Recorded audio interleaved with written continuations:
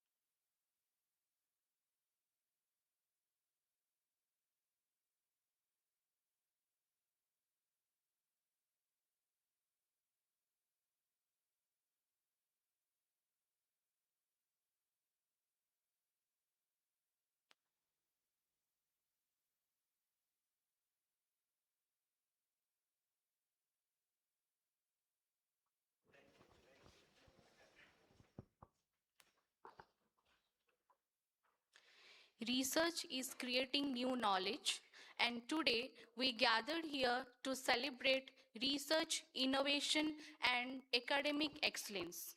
Good morning, one and all. A very warm and respectful welcome to our honorable chief guest, Dr. Ashish Ghosh, Director IIIT Bhubaneswar, Chairman of Gandhi Group, Dr. Satyaprakash Panda, Vice Chairman Dr. Jyoti Prakash Mishra sir, Secretary Professor Snigdharani Panda Madam, Dr. Zdzislaw Polkowski, Jan Waykoski University, Poland, Dr. Roman Daniel, VSTE Institute of Technology and Business in Seske Wuzovice, Dr. Milan Tuba, Head of the Artificial Intelligence in Signinam University, Belgrade, Serbia, Dr. Samarjit Bora, Sikkim Manipal University of Technology, Majitar East Sikkim, Dr. Eva Tuba, Principal Dr. Jibananda Jaina sir, all deans, HODs, distinguished keynote speakers from India and abroad, respected dignitaries on the dais and off the dais, eminent researchers, academicians, industry experts, faculty members, and research scholars, and my dear students. It gives us immense pleasure and pride to welcome you to the 4th International Conference on Data Science and Management, that is ICDSM 2025, being organized on 19th and 20th December 2025 by Gandhi Institute for Education and Technology, Bonyatangi. ICDSM 2025 serves as a distinguished international forum that unites leading researchers, academicians, scientists, and industry professionals on a common platform. The conference is designed to facilitate the exchange of knowledge, dissemination of high-quality research, and discussion of innovative methodologies and management, thereby encouraging global collaboration and interdisciplinary advancement. So, ladies and gentlemen, as we begin the inaugural proceedings, we now witness the arrival of our esteemed dignitaries and guests over the dais. I would like to request all the dignitaries to the dais. So, please.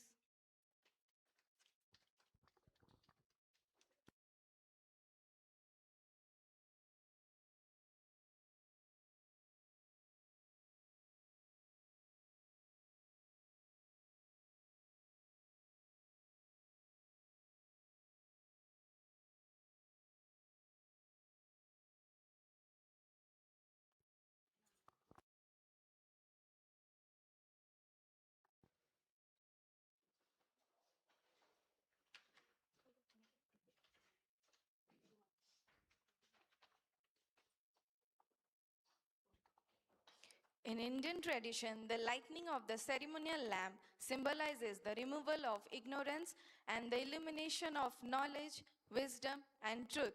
We now request our honorable dignitaries to kindly proceed for the inauguration of ICDSM 2025 by the lightning of the lamp.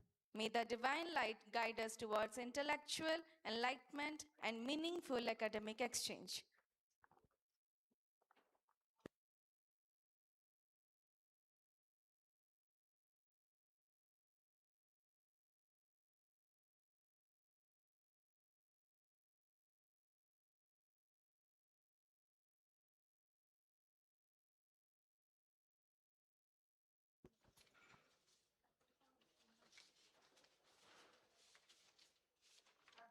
शुभं कुरु कल्याणम् आरोग्यं धनसम्पदः शत्रुबुद्धिविनाशाय दीपज्योतिर्नमोऽस्तु ते दीपज्योतिर्नमोऽस्तु ते दीपज्योतिर्परब्रह्म दीपज्योतिर्जनार्दनः दीपज्योतिर्परब्रह्म दीपज्योतिर्जनार्दनः दीपो हरतु मे पापम् सन्ध्यादीपनमोऽस्तु ते ओ दीपब्रह्मरूपस्त्वं ज्योतिषां प्रपुरव्ययः ओ दीपब्रह्मरूपस्त्वं ज्योतिषां प्रपुरव्ययः आरोग्यं देहि पुत्रांश्च त्वतिं स्वच्छामि मे रवेरस्तं समारभ्य तावत् सूर्योदयो भवेत् रवेरस्तं समारभ्य तावत् सूर्योदयो भवेत् यस्य तिष्ठे गृहे दीपः तस्य नास्ति तदिकला शुभं कुरु त्वं कल्याणम् आरोग्यं धनसम्पदः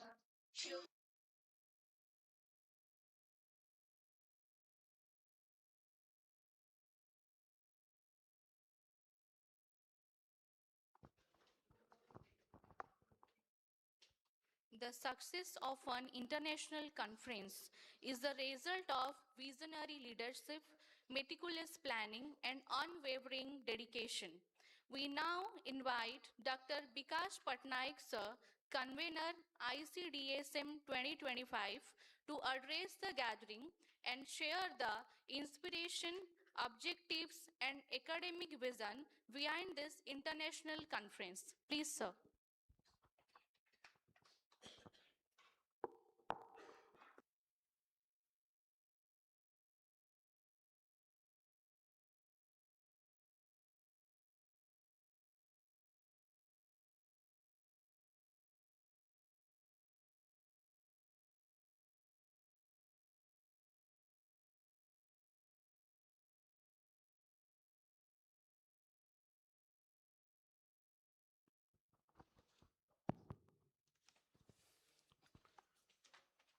Good morning to one and all present over here.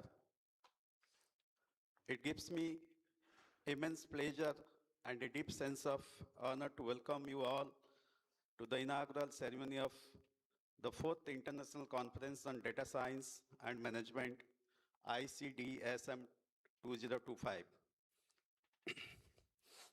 At the outset, on behalf of the organizing committee, I extend a warm and respectful welcome to our chief guest, Honorable Director of IIIT Bhubaneswar, Professor Ashish Ghosh, whose distinguished contributions to academics and leadership in higher education continue to inspire institutions and researchers alike.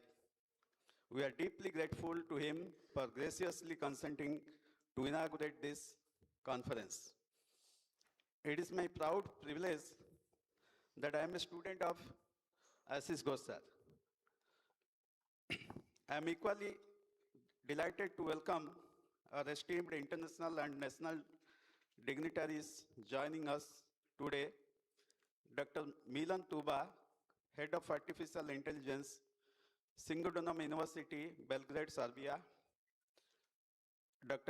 Professor Dr. Czesław Polkowski, Jan Wyszkowski, University, Poland, Dr. Roman Daniel, VST, Institute of Technology and Business, Saske Burjabois, Dr. Samarjit Bora, Sikkim Manipal University of Technology, Sikkim Manipal Institute of Technology, Sikkim, Dr. Iba Tuba, present over here from Trinity University, USA, other professors, dignitaries, Professor Dr. Subrat Mishra sir, Director of Ganesh Group. Your presence truly reflects the global stature of this conference and enriches ICDSM 2025 with diverse perspectives and scholarly excellence. I extend a warm welcome to our respected leadership of GIT, Professor Dr. Satyaprakash Panda sir, the Honorable Chairman of this group, Professor Dr. J.P. Mishra sir, the Honorable Vice Chairman, Professor Signarani Panda ma'am, the Honorable Secretary of GIT Baniatangi Bhubaneswar, whose constant guidance and support have been instrumental in the Institute's growth. I also welcome our respected principal, Dr. Jivananand Jaina sir, along with all the invited guests, faculty members, researchers, industry professionals, scholars, and my dear students. I also welcome the person who is having a major role organizing this conference, Professor Dr. Sambit Kumar Mishra, the Dean R&D of this college. GIT is proudly affiliated to Biju Patnaik University of Technology, Rourkela, and the State Council for Technical Education and Vocational Training, Odisha.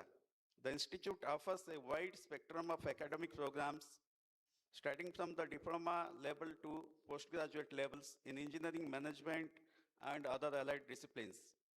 These programs are carefully designed and periodically updated to meet contemporary industry requirements, emerging technologies, global benchmarks, and national priorities. Quality assurance and academic excellence remains at the core of GIT's mission.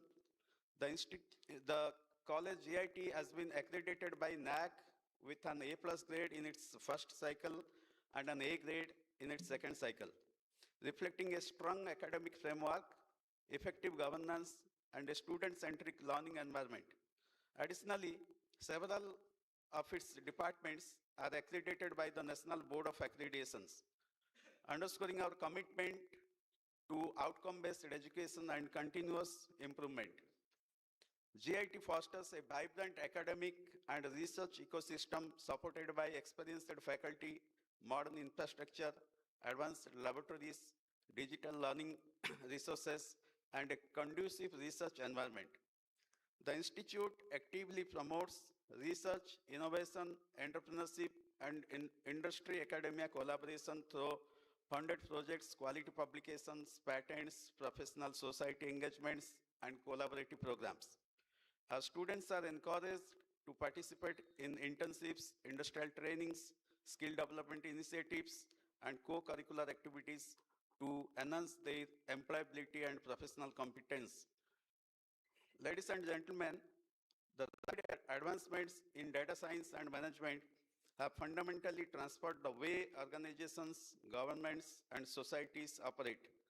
Data-driven technologies now play a pivotal role in innovation, policy formulation, and strategic decision-making.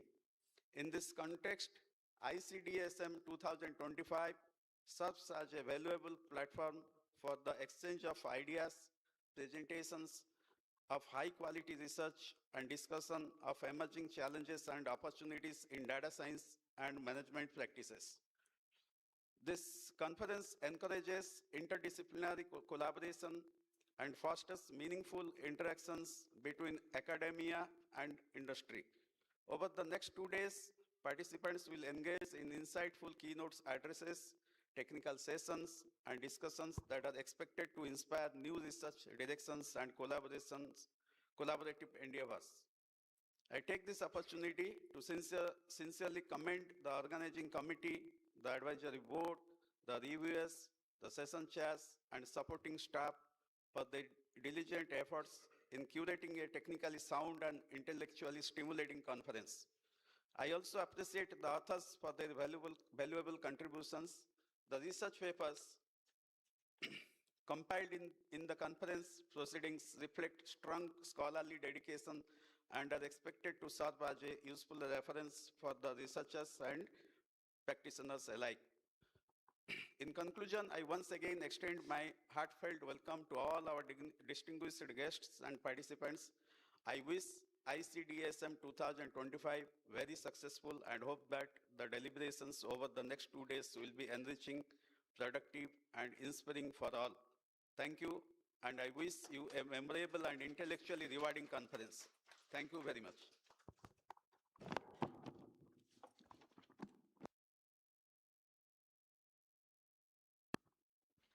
Thank you, sir, for your thoughtful words. Leadership in education is not just about administration, but about nurturing innovation, research, and global academic engagement.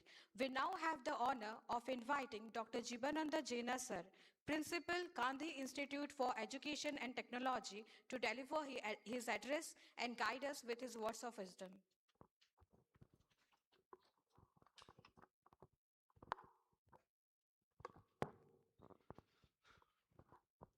A very good morning, one and all.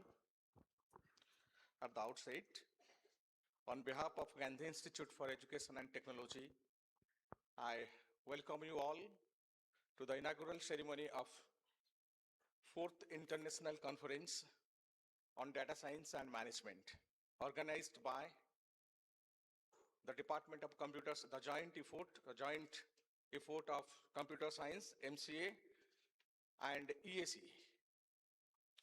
Honorable Chief Guest,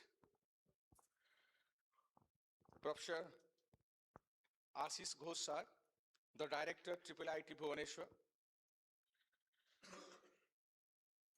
all the eminent guests,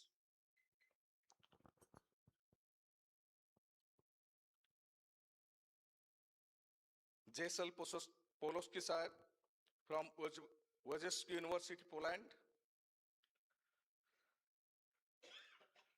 Professor Daniel, VST Institute of Technology and Business, Czech Republic, Professor Milan Tuba, the head of the Artificial Intelligence, Singdun University, Serbia, Professor Samarjit Bora sir, Sikkim Manipal University, our convener of this conference, Professor Vikas Patnaik sir, Dean R&D, Professor Sambit Mishra sir,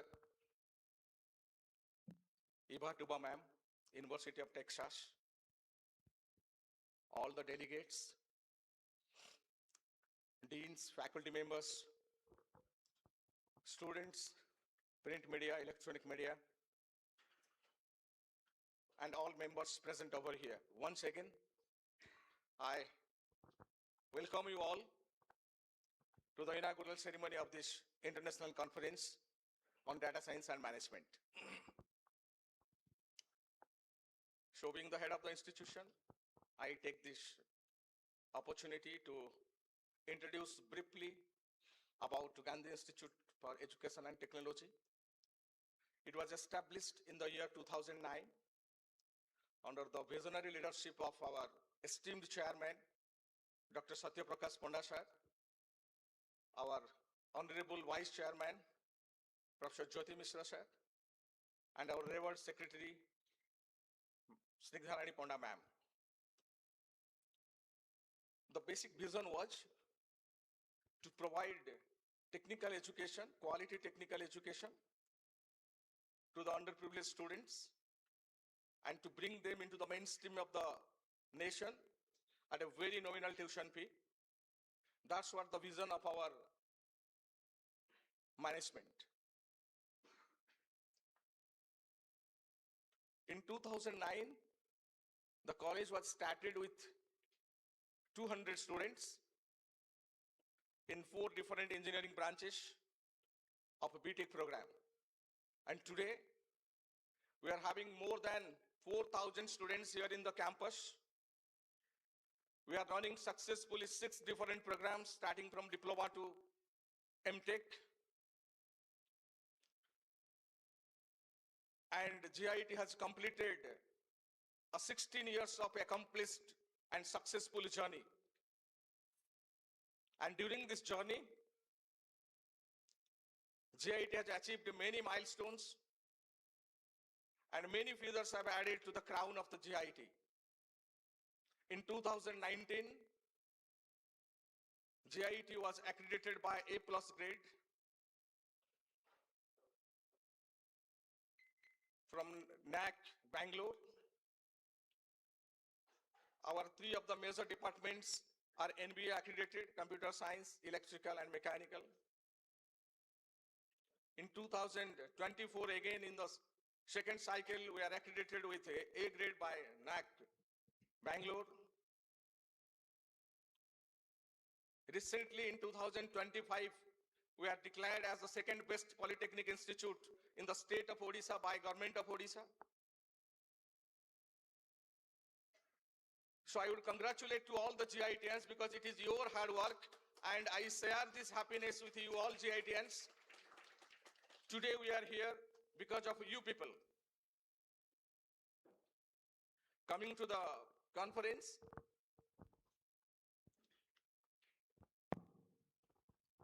the wheels of the conference ICDSM 2025 started rolling months before.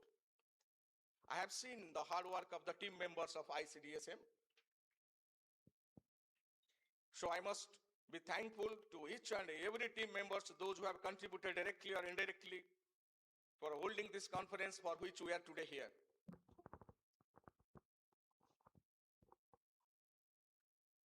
So the aim behind holding this conference, as I told, to foster the global research collaboration, number one, no doubt of it. And number two, the very vital point, to empower our young researchers, to empower our young minds by giving them opportunity with the top class researcher of the globe. And number three,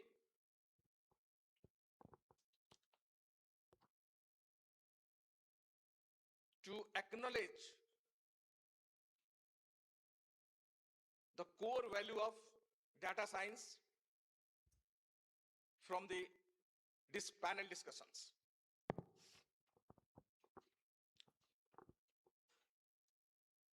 So one question comes to my mind. Can data science change the future of the world? And when I read one article, I found, yes, data science can change the future of the world. But the thing is, someone has said rightly, the ability to collect the data,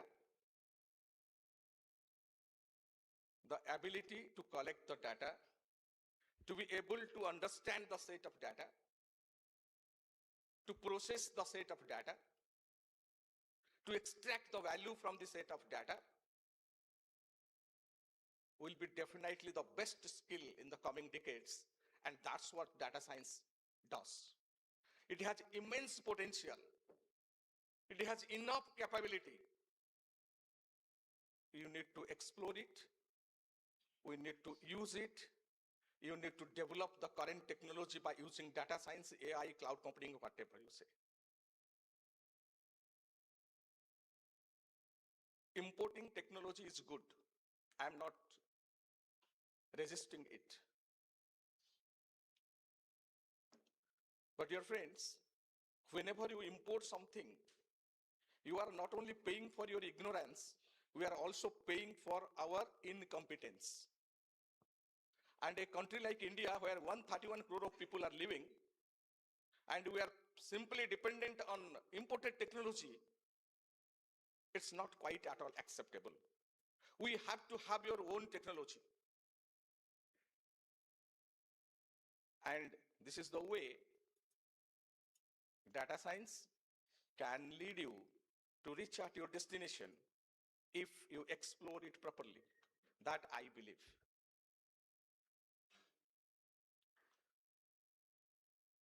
So all the eminent scientists are here sitting in the panel. So I am also eagerly waiting to listen all of them about data science and how to manage data. So I won't take much time. But before leaving, I must say, time is very precious. Utilize your time for the coming 2 days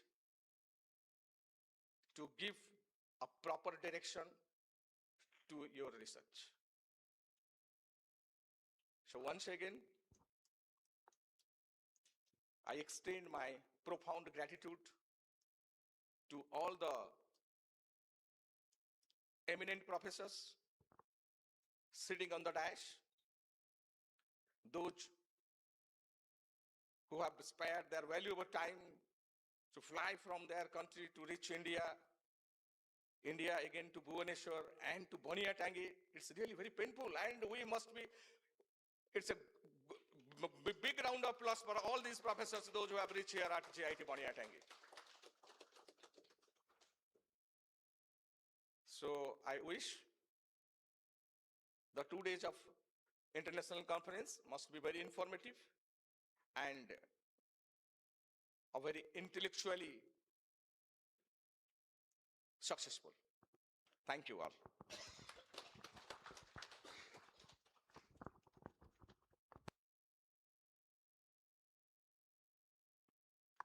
Thank you, sir, for enlightening us with your profound insights and inspiring word.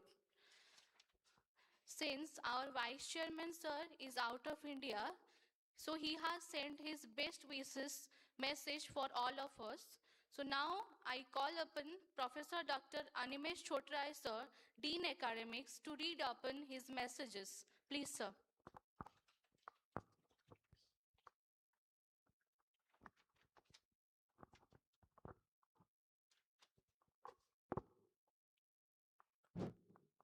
Honorable guest on the dais and of the dais, it is my privilege to introduce the Springer proceedings of the 4th International Conference on Data Science and Management, ICDSM 2025.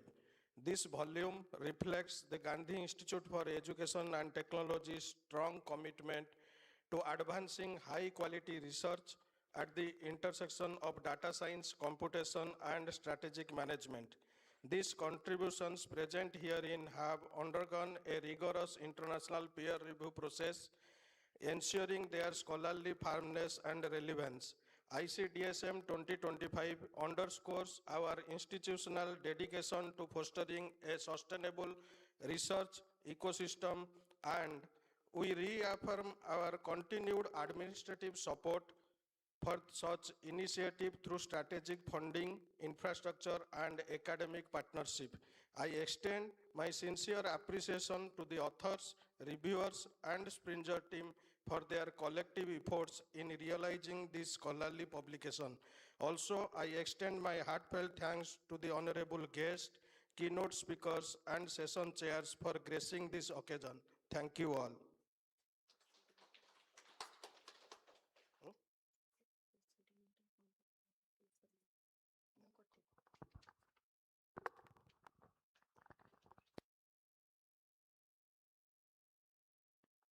Thank you, sir.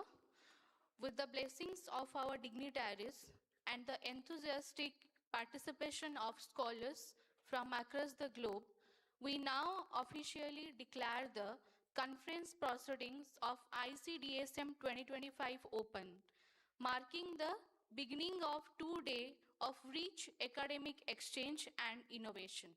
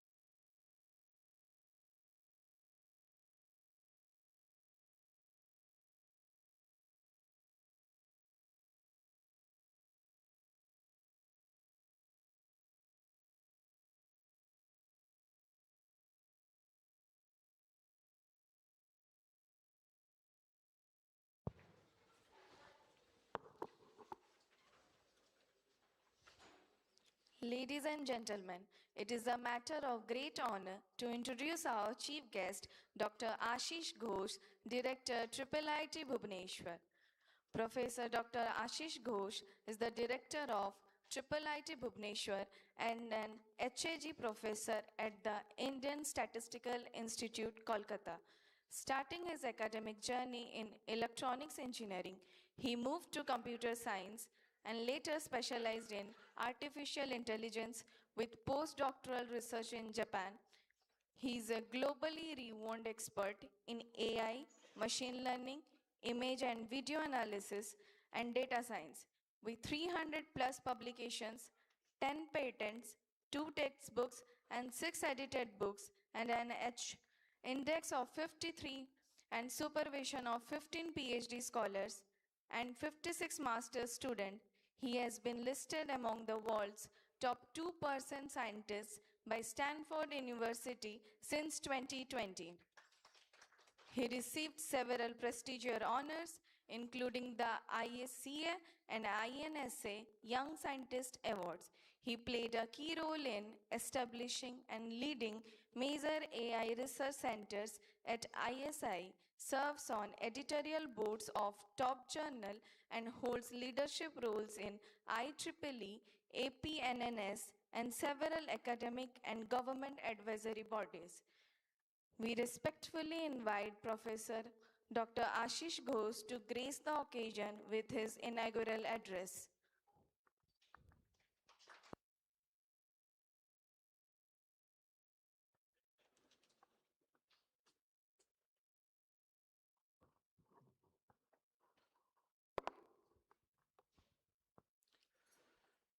A very good morning to all. My respected colleagues sitting on the dais who have spared their valuable time to come from different parts of the world. My other colleagues sitting on the front rows. Participants, my dear students and other colleagues. It's really a great pleasure for me to be here, to be invited by Gandhi Institute to participate in the inaugural ceremony of this international conference, which is the 4th version that shows that the conference is doing well, because the 4th version with a successful completion is something very great. And the topic is really very interesting. Data science and management. If we look at the history, all our learning abilities, or the way we learn, we human beings learn, is mostly data-driven. So there is a subject called data-driven technology.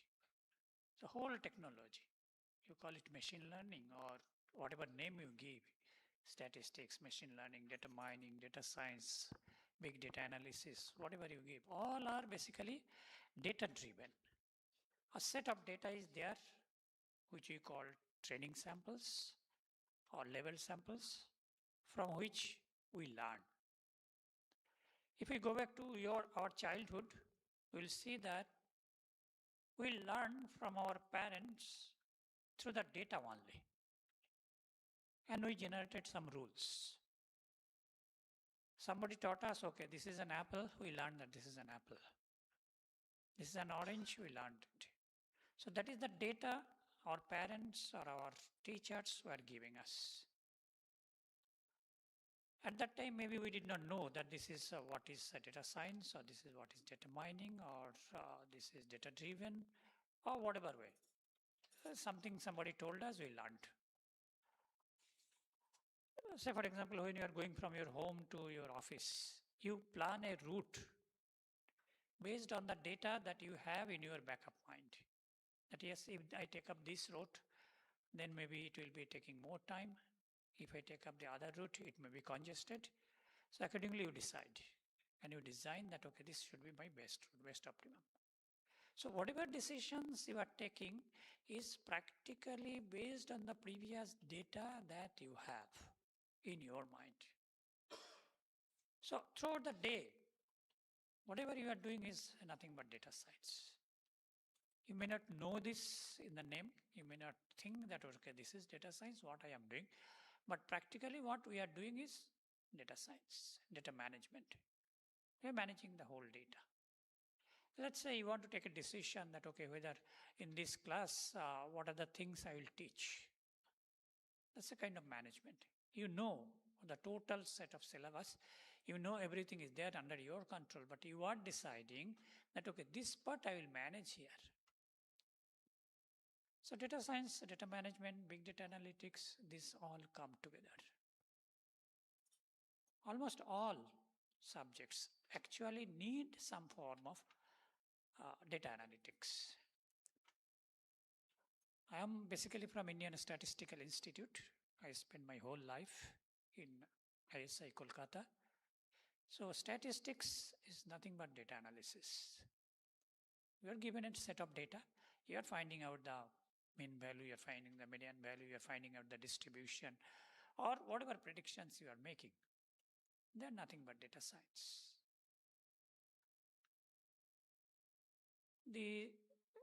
Very frequently what I tell this, Odisha is a very cyclone prone area.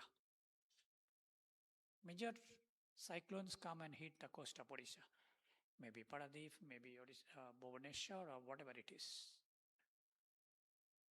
So that is nothing but data analysis. How do we predict at what time and what speed the cyclone is going to hit? The previous data is available, the old data is available, previous records are there. You do analyze that and you find out the pattern, that this is the pattern that actually was there with these parameters. There are plenty of parameters which determines what speed and what way, what trajectory this particular cyclone is going to take. Maybe sea temperature, maybe some surface temperature, maybe humidity, maybe wind speed, maybe temperature, many parameters. So all this together actually give you the data, the previous data, or training data, or level data, based on which you create certain rules. If you look at doctors, guided by data science, fully guided by data science. They look at the symptoms. They look at the symptoms and they decide what is that disease. That's data analysis. If you have a chest pain on your right side, no doctor is going to predict that you have heart issues. Definitely it's a stomach problem or IBS or acidity or whatever it is. How did the doctors understand that? Obviously from the previous data.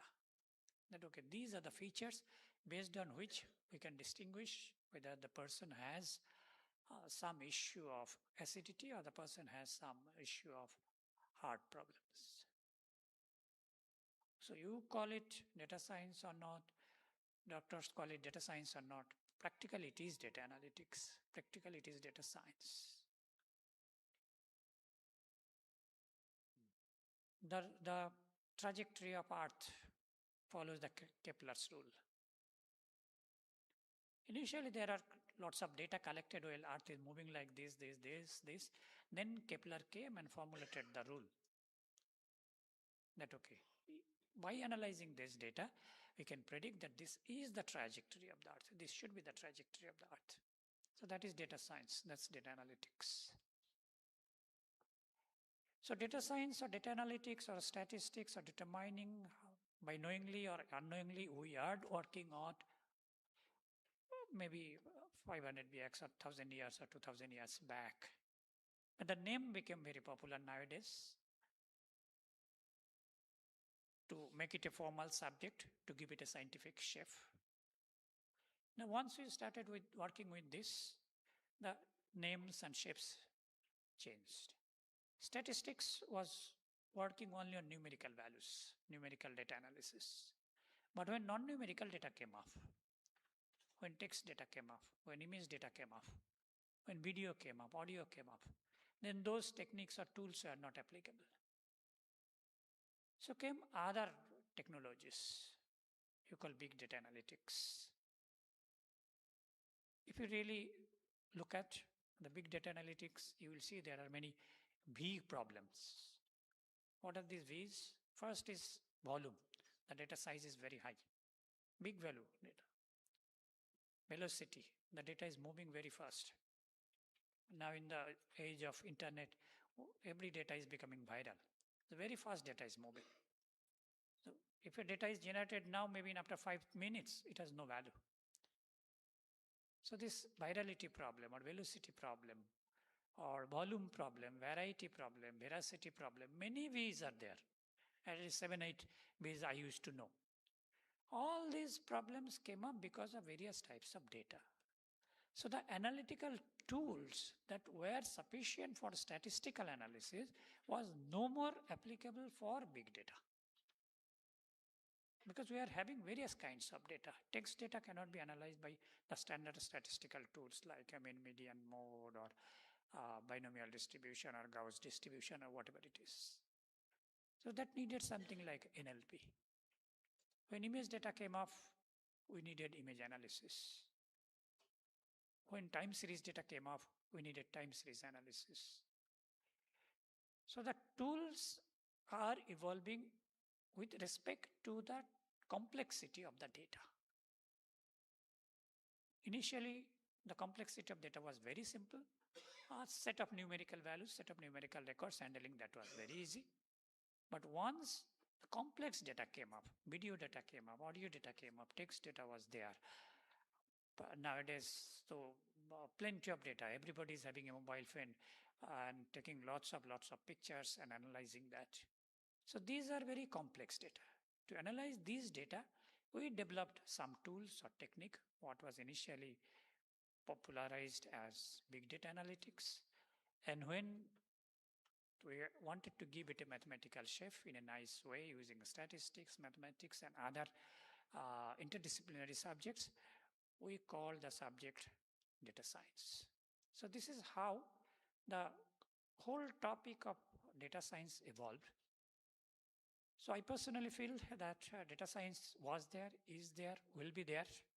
So studying data science or big data analytics or data mining or DBMS, database analysis or data mining, or whatever name we give, data-driven technology or data analysis is fundamental, was fundamental, and will remain fundamental. So we have to continue with this. With these few words, I thank you for attending this conference. There are plenty of colleagues from all over the world who are experts. They will give you kind of in-depth analysis, maybe of a couple of fixed tools or techniques. Please enjoy and learn from them rather than learning from NPTEL or YouTube. That anyway, those resources are there, you can get. But having a face-to-face discussion, offline discussion, sitting with the experts with a cup of coffee and learning from them would possibly give you much more learning or much more retention of the amount of learning. So try to do that. Given the platform, I will try to publicize something.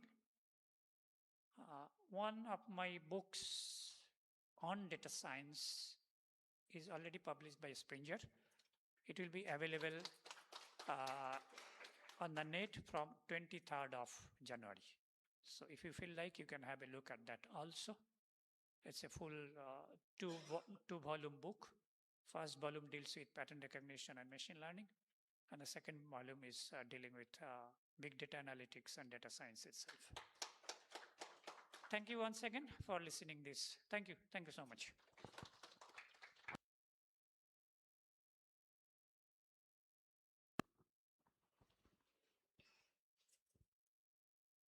Thank you, sir. It was a great privilege to have Professor Dr. Ghosh, sir, to share his expertise with us. We are truly grateful for his valuable time and scholarly insights. Your information about data science surely helps our scholars to fulfill their resource gap. Our first guest of this inaugural session is Dr. Zezislaw Polkowski, Rector's Representative for International Cooperation and Erasmus Plus Program, Jan Wikowski, University, Poland.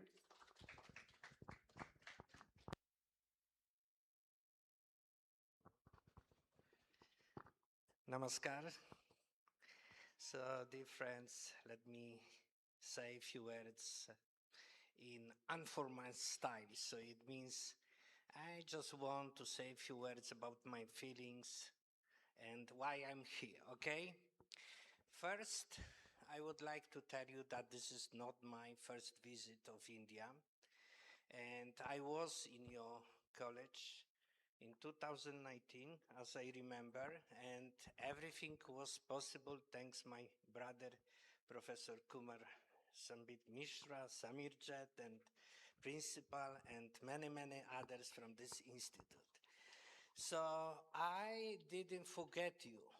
During this time, as you know, we had tragic period, I mean pandemic. But still, during pandemic, we were still collaborating. Is it true? Yeah, it's true. We have organized many webinars. We have published many papers. We have published many books where we are co-editors. What's more, I would like to tell you that my brother, Professor Sambit Kumar Mishra, is ambassador of your college in Europe,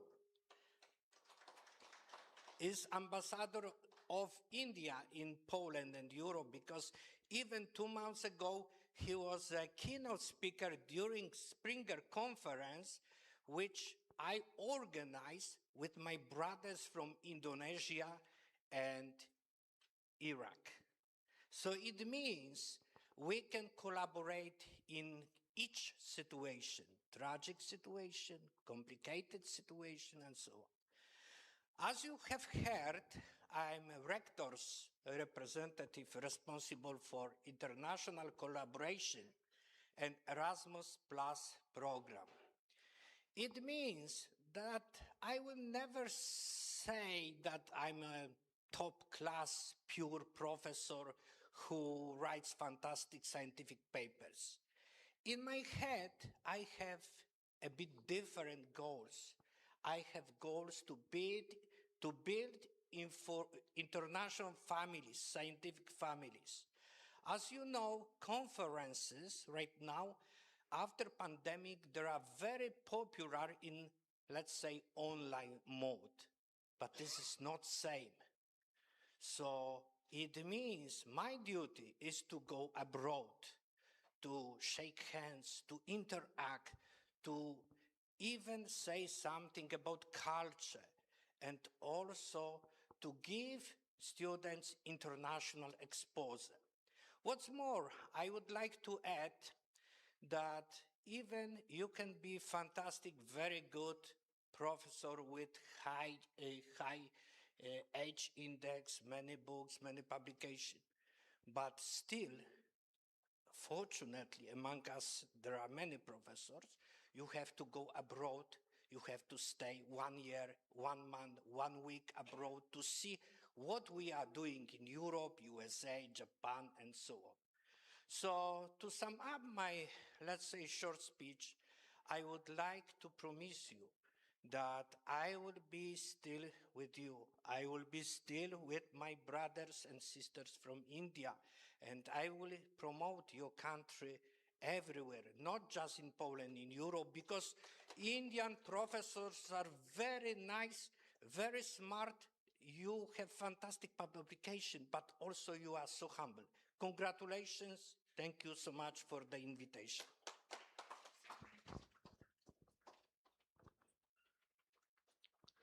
Thank you, sir, for your inspiring address and for motivating us to explore new horizons in this field. We are so fortunate to have you, sir, in our institution, and thank you for collaborating with us. Our next guest is Dr. Roman Daniel, Professor at VSTE, Siske Wurzowice, Czech Republic. I would like to invite Dr. Roman Daniel, sir, to address the gathering. Please, sir.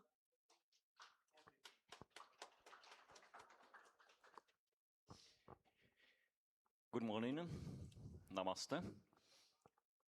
Respected guests, participants, faculty members, students.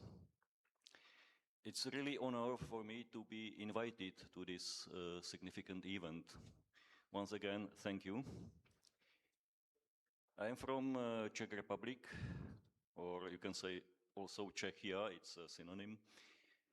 We are a small country in the middle of Europe. We have only 10 million population. So some of Indian cities are bigger than our country. But for our GDP, GDP is created for 45% by industry. So we are a heavily industrial country. And this is my second visit to India. And I see how nice this country is and the huge potential that you have. I met a lot of smart and clever people, professors, scientists, students. So I think there is a lot of areas that we can cooperate together. I know that cooperation between Europe and India is not easy task because of visas, because of traveling costs, but there is a lot of possibilities how to solve it. For example, Czech government several times provide grants to support scientific activities between Czechia and different countries. And India also was included. Last time it happened 3 years ago. And these grants covers flying costs, accommodation. So if some institution from Czechia and from India comes with some idea about research, it's possible to find some finance to cover costs for this research. Also, there is a Erasmus Plus, as my colleague Zdislav told. Erasmus originally was planned as a cooperation between European countries, but the word plus means that it's also worldwide intention. And there is also some possibility to achieve not only students exchange and teacher exchange, but Erasmus Plus offers also to set up some project and for capacity building, for research. So there is a lot of possibilities how we can cooperate. And I of course will be very glad if we use this possibility. We are open to do this.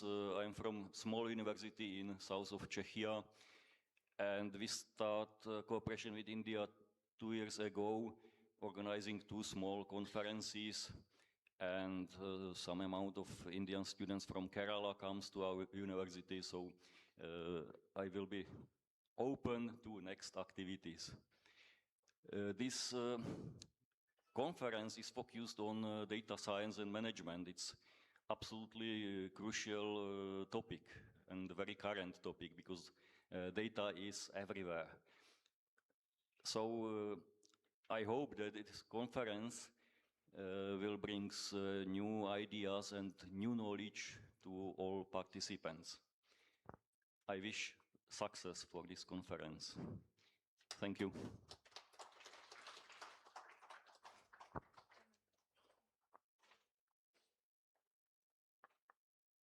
Our heartfelt thanks to Dr. Daniel for an excellent presentation that has significantly contributed to the success of this conference. Now, we are delighted to welcome Dr. Samarjit Bora, Professor, Department of Computer Application, Sikkim Manipal Institute of Technology.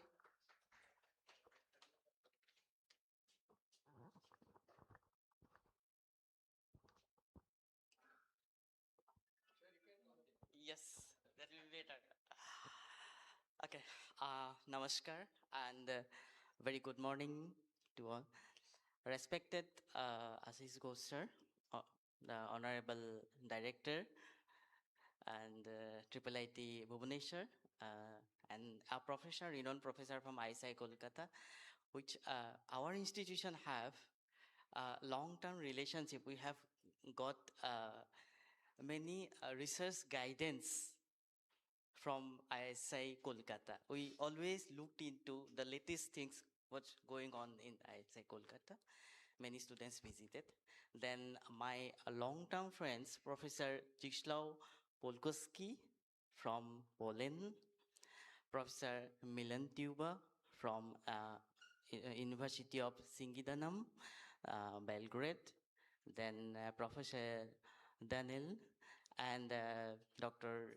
Yuba Tuba from University of Trinity, London. Then my friend, Professor Sambit Kumar Mishra, Principal Sir, and all the dignitaries of the dais on the dais. So I'm associated with the conference from the first edition itself, and I have seen a significant growth in terms of quality of papers and submissions, acceptance rates, etc. Regarding that, in the first conference, probably 80 to 90 papers were submitted, and the acceptance rate around 60 to 70%. I don't remember the exact, but from that, this fourth edition, now it's roughly 25%. But since I'm working at the background, which I'm only working with the papers only, so a little bit of disappointing factor is there that people are not looking into the core areas of data science. Mostly these are domain specific. Whatever I have analyzed, out of those 272 submissions, and mostly they are working on the domain specific areas, okay, like applications, basically applications of data science. But those core areas, how to work with heterogeneous sources of data, how to integrate, how to deal with loss of data, okay, how to work with those NLP related things, these are very less. So I'd like to request researchers who are present here, please look into all those things also, because analysis is very much important. There are lot many data are there, but how to address the core areas of data science, core pain points of data science. It's very much important. Please look into all this. I'm not extending much. Thank you so much. Your participation has a big contribution to the great success of the conference. Thank you.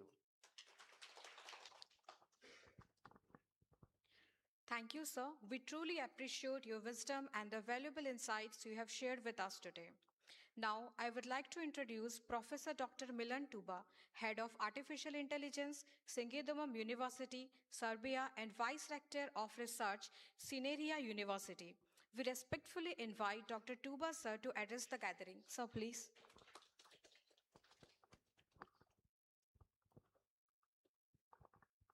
Good morning.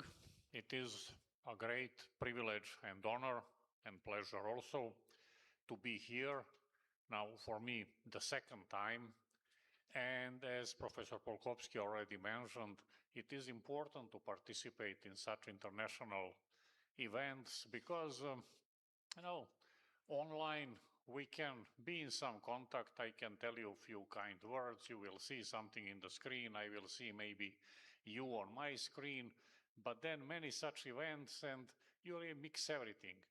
When we meet in person now and after this inauguration ceremony, then of course we remember that last year I was here and now I remember all these people and we've been walking around Bobnashvar to the seaside and had some nice experience. And that is what I remember. There are many places in the world, I've seen them in the pictures, but they are all the same. This place is special because I've been here and I remember it. And now when I'm for the second time here, then we really know each other and we can hope that some real fruitful collaboration will follow as a result of this physical presence here. So there are many possibilities. I will not talk about that now. As previous speakers mentioned, there are many different projects and ways to collaborate, to exchange visits, to write research papers and many other things. And I hope that will really start after this event. I also wanted to mention that young students should be aware that this is a very special time. It is a revolution, and it is a time when it is very exciting to be in that area. It's also very easy, because in many areas it is difficult to do quality research because there are very few topics. They are difficult, and you can fail. In this area, everything now is easy. Anything that has been done 5 years ago can be improved today. So any PhD students can select any topic, and practically whatever we touch, it will be improved and results will be guaranteed. It's also important not to limit yourself to a very narrow topic, because this really is one area with many applications. You can see it from the title of the conference, data science. Well, what is data science? It's pretty much everything. It is about modern world. We had situations like that maybe a few decades ago, so we have experience with that. In the old world, we had many important areas. We had X-rays for medical diagnostics. We had ultrasound devices. We had navigation devices for cars. Maybe younger people don't remember, but we didn't have smartphones. There were specific navigation device, usually made by Garmin or some other company. You buy that device, you put it in your car, and it is used for navigation. Also in the supermarkets, you have those cashier checkout devices. Those are all very different things. Cameras for making photographs. They have nothing in common. Those are different worlds. We need all of them. And then there were industries developing them. At certain point, they all became computers. Computer is the most important part.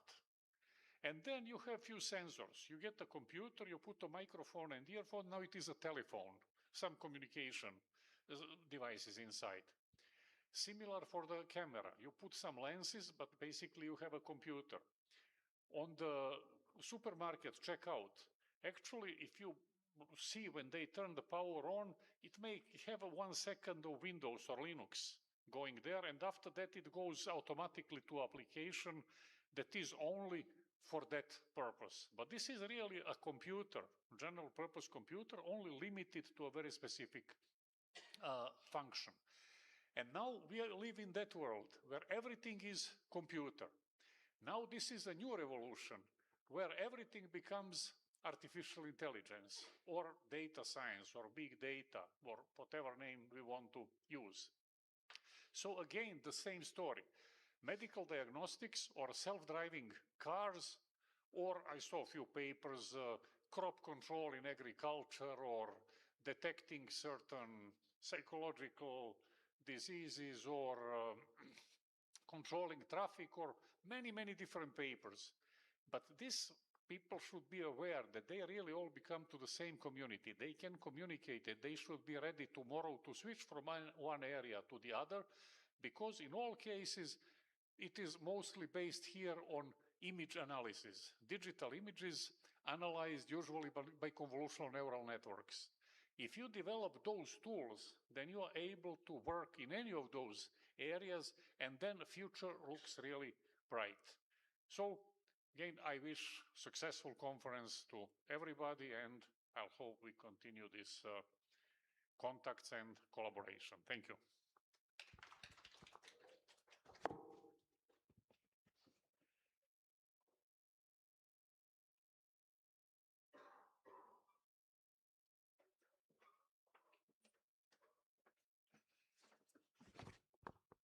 Thank you, sir.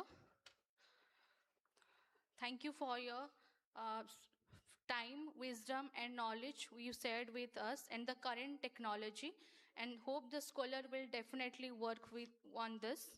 Now, our next guest is Dr. Eva Tuba Madam, Trinity University, San Antonio, Texas, USA. Please, Madam.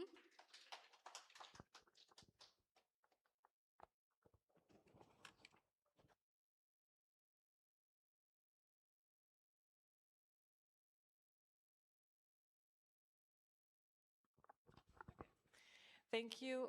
Thank you all for the organizers for organizing this event again. This is also my second time being here, and I also have very fond and vivid memories from this campus, and also with all these people sitting here, standing behind me. And I'm really happy that I have a chance to be here again a year later, and hopefully it will be an annual event starting from last year to the future. I will just say a few words. First of all, I want to congratulate all of you for being here. I wish you all successful presentation of your work, and this is definitely the right place and right time to be at events such this. And I'm really happy that you have a chance to interact with all of these people sitting here in this panel. They are all people that are, including me, that we are very, very happy to collaborate, and there are opportunities for doing joint research, for doing student exchange, postdoc positions, and so on and so forth. So please use these 2 days very wisely, present your work and talk to the people, create the network, add people to LinkedIn, send emails, ask questions, and hear the answers. That is also an important part.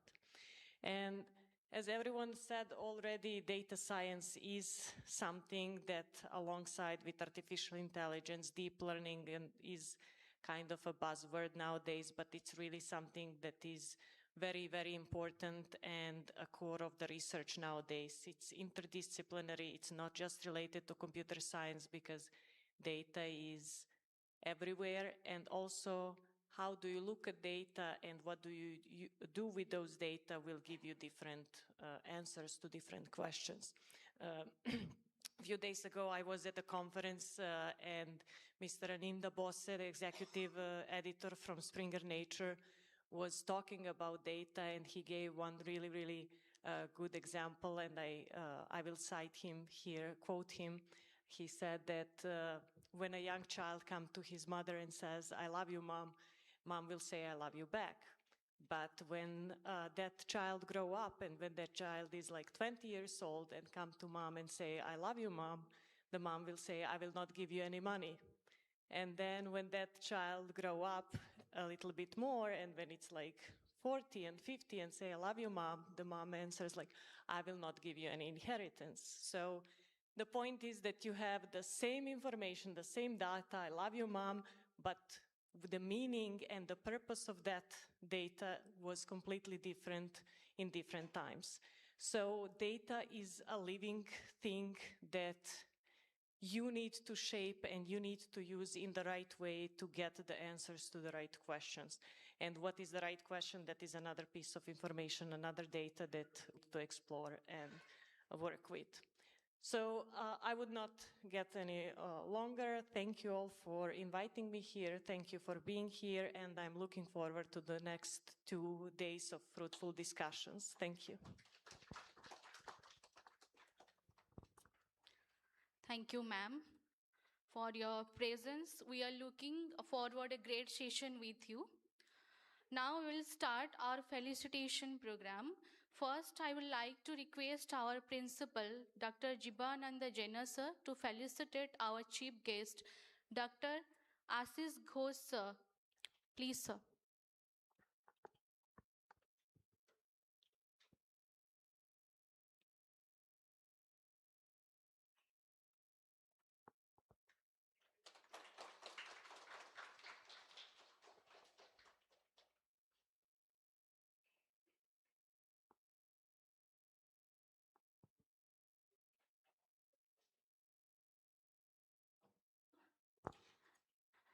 Now I would like to request our principal sir to felicitate our guest Jezesli Polkowski sir.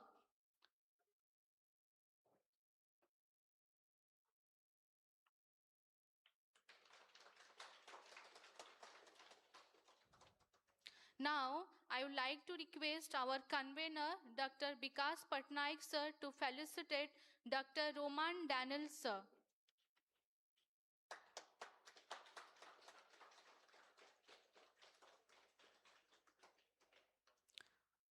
Now I would like to request Dr. Vikas sir to felicitate our guest Dr. Milan Tuba sir.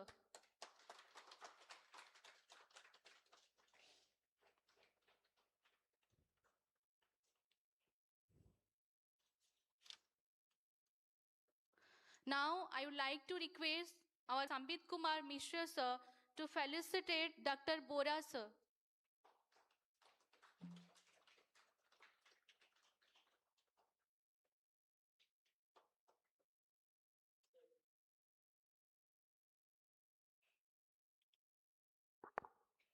Thank you, sir. As we approach the conclusion of the inaugural session, it is time to express our heartfelt gratitude. I invite Dr. Sambit Kumar Mishra, sir, convener ICDSM 2025, to propose the vote of thanks. Please, sir.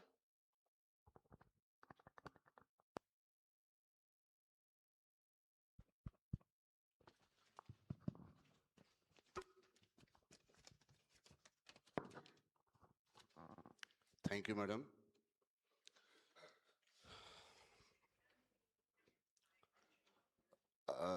This is really, we are honored to have with us today the chief guest of the day, Dr. Ashish Ghosh, sir, Director IIIT, Dr. Jesla Polkowski, sir, from Jan Majeski Polkowski, Poland, Dr. Roman Daniel from Czech Republic, Dr. Milan Tuba, sir, from Singdom University, Dr. Eva Tuba, ma'am, and all the delegates present over here. So it was really a nice session. It will be a nice session for coming 2 days. First of all, I'd like to convey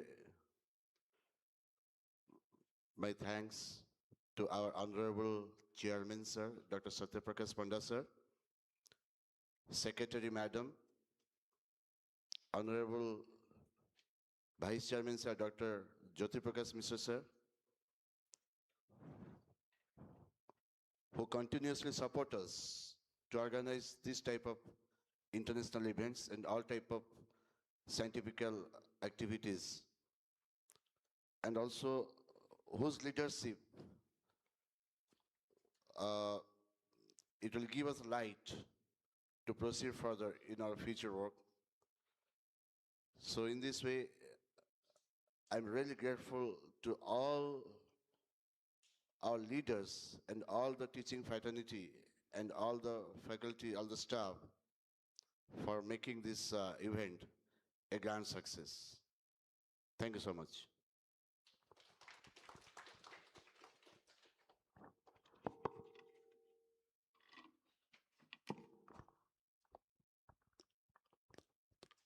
Also, I'm very much thankful to Dr. Samajit Bora, sir, for his continuous support since 2019 to make this data science conference a grand success. Thank you so much. And I request to have a group photograph before we conclude the inaugural session. Thank you, sir.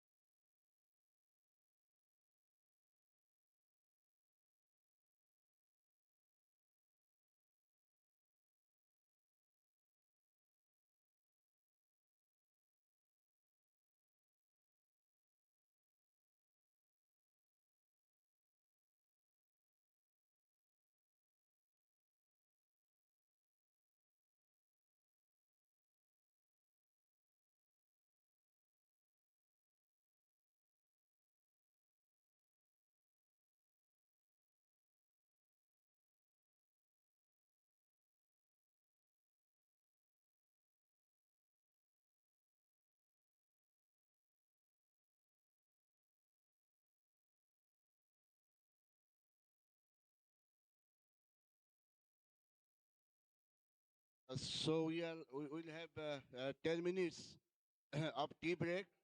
Then the technical session will be started just 11:35. We'll start the technical session 11:35.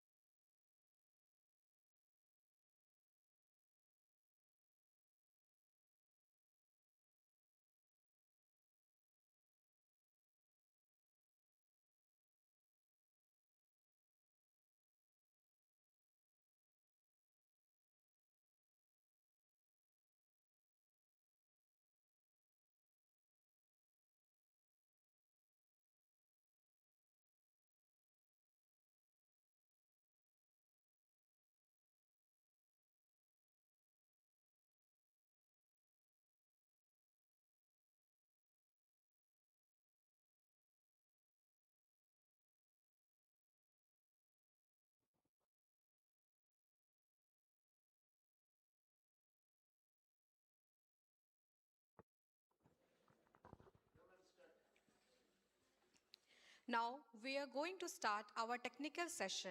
Our first keynote speaker is Dr. Zdzislaw Polkowski.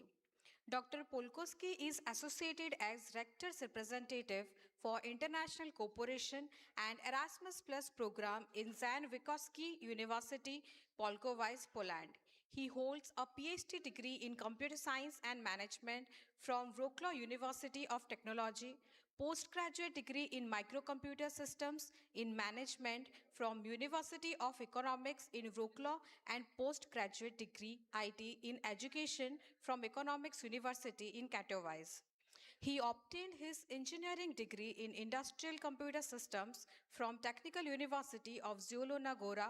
He has published more than 55 papers in journals, 15 conference proceedings, including more than 8 papers in journals indexed in the Web of Science. He served as a member of Technical Program Committee in many international conferences in Poland, India, China, Iran, Romania, and Bulgaria. We now invite Dr. Zdzislaw Polkowski to share his valuable insights with us. Sir, please.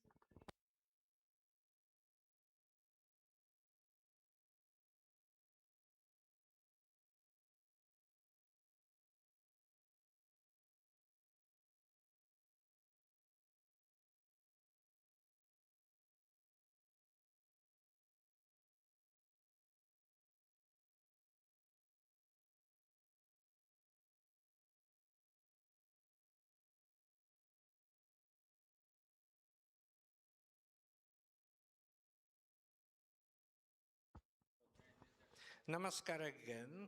Can I start? Yes? So, dear friends, let me start. So, as you see, topic of this conference is an international conference on data science and management. But my topic is advanced ICT solutions in modern logistics and transportation networks. So let me at the beginning say why I have this topic. First of all, I would like to tell you that according to my personal opinion, this topic is strongly related to topic and title of this conference. Second reason is that in two universities, because I work in two universities, Polish universities, I teach students also about how to use information communication technology in logistics. So that's why I'm going to say something about what I teach, how I teach, and about some trends in context of ICT. What's more, I would like to tell you that this conference is divided to this topic, but me and some co-organizer have idea that on 21st we will organize online webinar about this topic with Polish students, and some ideas will be presented by myself, by Professor Mishra and Professor Daniel from Czech Republic. It means, dear friends, we will also continue, let's say, some scientific activities, but with Polish students. And we will speak about those things.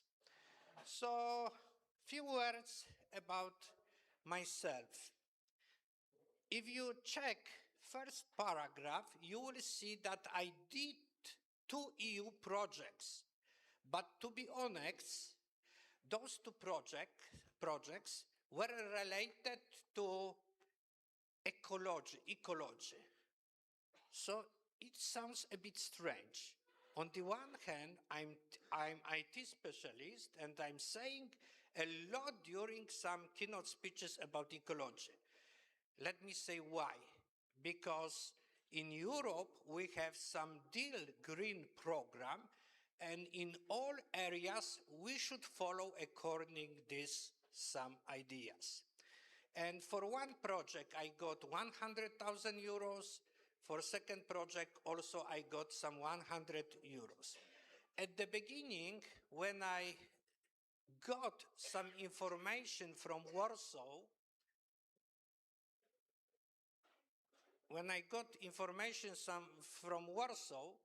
that project must be related to ecology, I said myself, this is without any sense. How IT can be related to ecology? It is strange. But when I started to study, it turned out that it's not strange and is very good. And I will tell you something about it. Because I don't have laptop in front of me, I will stay here. So these are part of my selected books. I've published as a co-editor over 65 books, and all those books are related to logistics and also related to ICT and also related to ecology. For example, Green Internet of Things.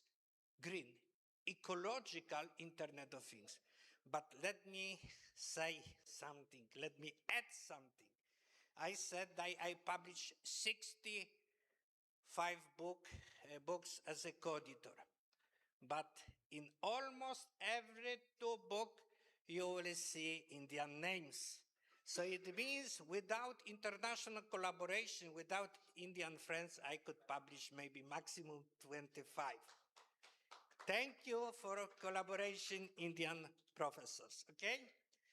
So, agenda presentation, few words about Poland, Europe, evolution of logistics, role of new technologies in logistics, case studies, future of logistics, some challenges. Okay, Poland and Europe, some few information about my country. My country has about 40 million citizens. You could ask, oh, it's not so many. But to be honest, for us, it's quite good. Our cities are not crowded. We don't have some problems, let's say, with population. We have problem with population because number of children is going down. So it means we are not active like my parents, yeah? So it means we have maximum, for example, I have 1 child, but in the past we had 3. So it means our population is going down. On the one hand, it's not good. On the other hand, so when professors from India visited Poland, they said, oh, your streets are empty. Where are people? I said people are in houses in this moment. So it means, don't worry, we have people. So this is Warsaw. See how it looks, this city. But what is interesting, don't forget what I'm going to say right now. Before Second World War, we had in Warsaw 2 million of people. But please guess. Okay.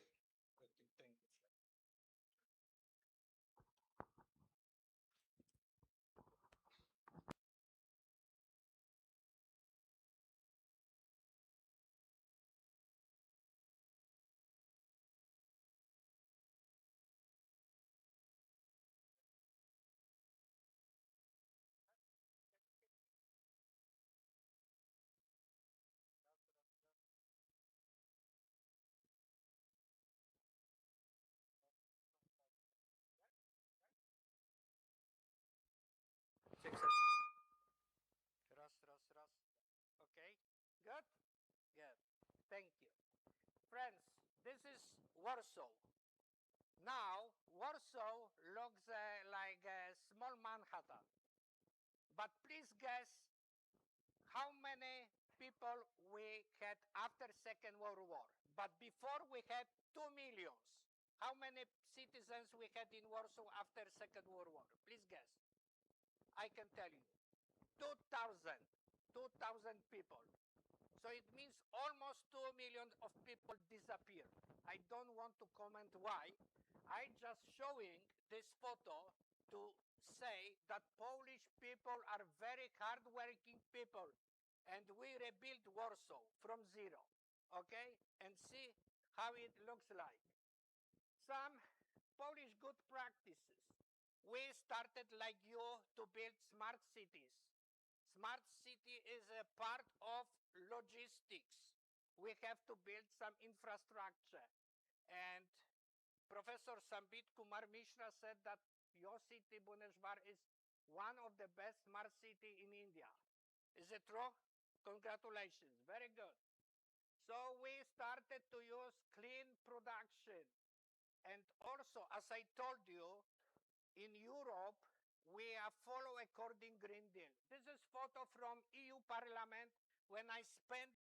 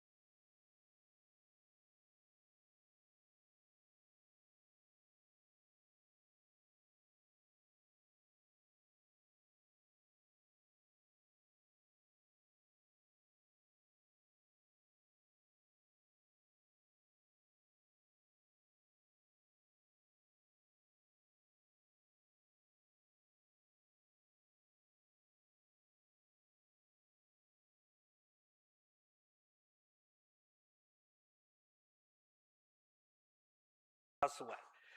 So artificial intelligence, as you see on this slide, this is very important and emerging technology for the future.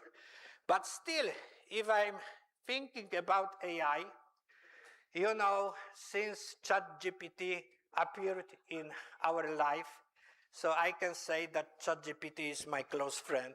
I hope that yours as well. Yeah, are you using ChatGPT? But let me say something through information. If you heard my profile, you know that I'm not a, let's say, blue blood professor, because on the one hand, I have academic growth, and since 1991, I have business road. So it means I have ICT company, and nowadays I'm responsible for cybersecurity audits, because cybersecurity is a big issue. And when we started to use ChatGPT, of course, paid version, we have 20% more time and 20% more money. Even we pay just $20 per month to ChatGPT. That's why we like him very much, okay? So anyway, don't forget that if you, as a professors, will not use AI, and your students will use AI, you will be loser. Problem is that we have to change our style and approach. We have to stop to speak and to say typical lecture when after 15 minutes students are sleeping like babies. So that's why we have to change our style towards to be mentor, not person who is speaking. Even see, I'm speaking, but I went to my friend, but he disappeared. I don't know why. You know, I try to interact with you. And during my classes, I follow according this style, okay? Let's go ahead. Selected ICT in logistics. So, and benefits. What we can have if we use AI. I told you what has happened when I use AI in my company. But if we use AI in logistics, we have ICT model of logistics in each company. And as I said, there are so many, you know, let's say areas, IoT, web technologies, AI, and so on. But why we are doing it? Because we have to create smart company. What is smart company? Smart company with a lot of ICT solutions. But to be honest, there are many factors which can have an influence on the level of the use ICT in logistics. So which factors? To be honest, well-educated people, this is number one. And I'm speaking about both managers and employees, employers and employees. Otherwise, it's not possible to implement ICT solutions in logistics, as I said. Okay, so on this slide, I'm presenting what we will have if we use AI in logistics and what we will have without logistics. So this is, if you compare, so huge gap. But because of lack of time, I'm not going to do it now. But during this seminar with Polish students and Indian and Czech professors, we will speak in details. So it means if you go deeper and deeper and you will read some literature related to AI in logistics, you will see what we will have if we will use AI and we will not use AI. Okay, so case studies. Of course, I mentioned about smart cars and electric cars, but also it's good to show this photo. This is an autonomous tram, autonomous train, okay? This is a shop. Don't forget that logistics, if we are talking about logistics, we are talking about distribution, production, and you know, there are three areas. And also, if we are talking about shops, it's related to logistics because we have to sell those products. We have to distribute those products. And this shop, which I'm presenting, is in Poznan is totally automized, only IoT and AI, and there are no people. So it means you can go, take products, and goodbye. That's all. But of course, not for free. If you will not pay, you will stay in this shop forever. I think this is not a good business. So it's better to pay and say goodbye or to leave products, and you will go outside, okay? Good. This is what we love. I would like to know, do you have in India parcel machines? Yes? But you said yes. How they were? You said yes. Yeah, but I confused because in India you say like this, yeah? Yes, no, okay. Anyway, okay, so why we love this system? Because we can use mobile application, we can order something, and we don't need to wait for, person who will deliver some products. We can go to parcel machine, click by mobile phone, and I can take some product. To be honest, I use these parcel machines if I am in Poland almost every day. It's totally automized, and what is interesting, this system has been developed only by Polish scientists and Polish companies. So we are proud of it. Okay, if we are talking about some example of the future in transportation, so fast train, high-speed trains. I don't know if you tried this kind of trains. When I was in Shanghai, I was traveling over 400 kilometers per hour. This is also future. And don't forget that in trains, I don't know how it's in India, but trains are very important in Europe because this is ecological transport. Yes? Trains, they produce less smoke, carbon footprint, and so on than other modes such as, for example, trucks. So, of course, we can think that in the future we will have some, let's say, this kind of taxi, some drone buses, some walking cars like this to send them to dangerous places. Even, friends, I can tell you that in my place when I'm living, we have this kind of solutions because I'm from Lubin, and in Lubin and Polkowice we have copper mines. So it means some people, they are digging and they are exploring copper 1,000 meters down. Some people have to go down 1,000, not 100, 1,000 meters, 1 kilometer down, and they have to discover. And sometimes there is a very risky because of some, let's say, temperature, humidity, other things. So, and we are using like this walking cars. We send those machines to dangerous places, and we are using this copper to save human beings, to save people, okay? If you will visit my place, I will organize trip underground, okay? One kilometer down. It's possible, okay? Good. Okay, of course, smart bicycle, this train, and also in logistics, these things are very important. Mostly, if you have some lifts, you think that this lift should go up, down, but no. If you want to operate and to organize some goods in warehouse, it could be good if this down, up, left, right, all directions. Also, this is a good area, scientific area to develop this idea in context of logistics. If we are talking about some, let's say, digital twins, this is an example of digital twins.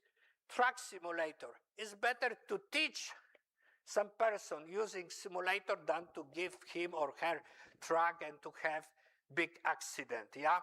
This is example for digital twins. Next, digital twins, flight simulator, etc. This is a ship simulator, warehouse simulator, air simulator. Don't forget that simulation is very important in science because we can test something in computers and then we can implement in real life.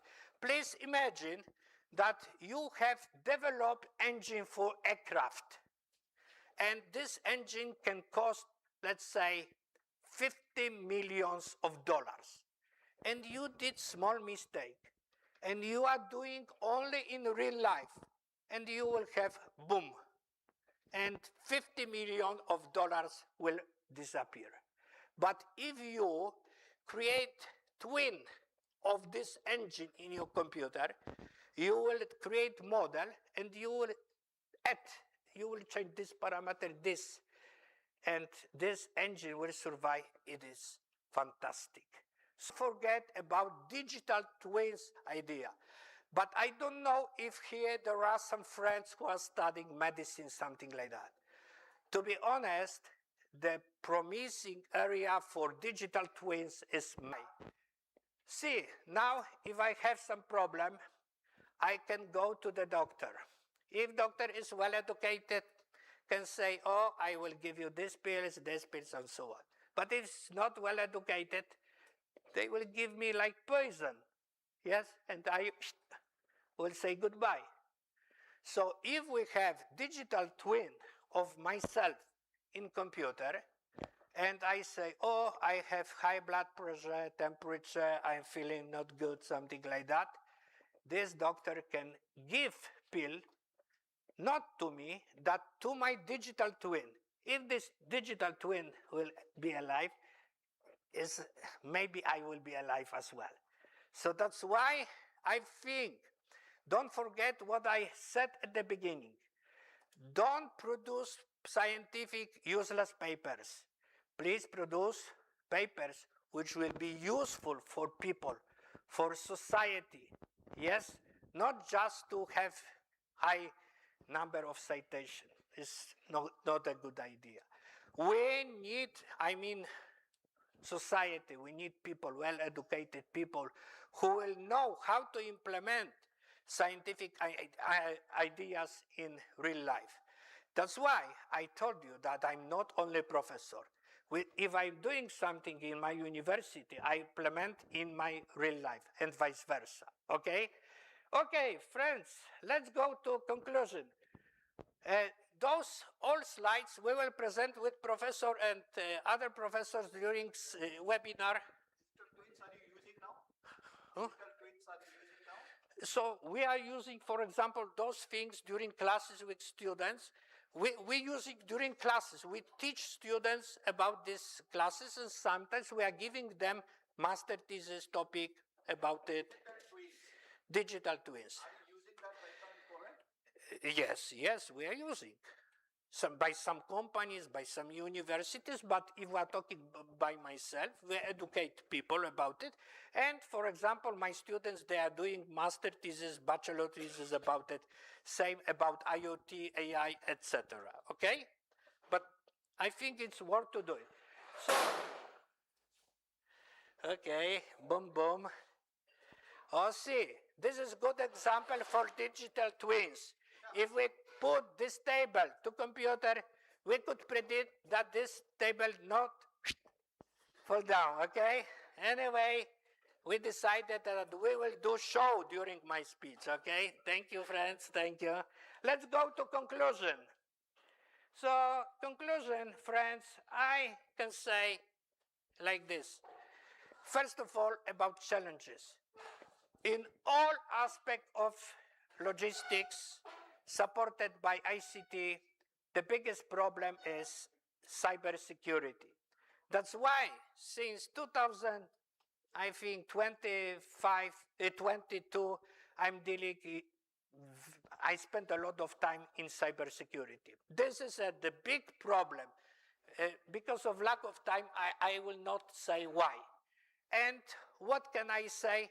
We don't have, as a conclusion, any other option just to use information communication technologies, AI, IoT, cloud computing, because this is like family digital twins in logistics. Thank you so much. Thank you. Thank you, friend. Thank you. Thank you. Some questions? Okay.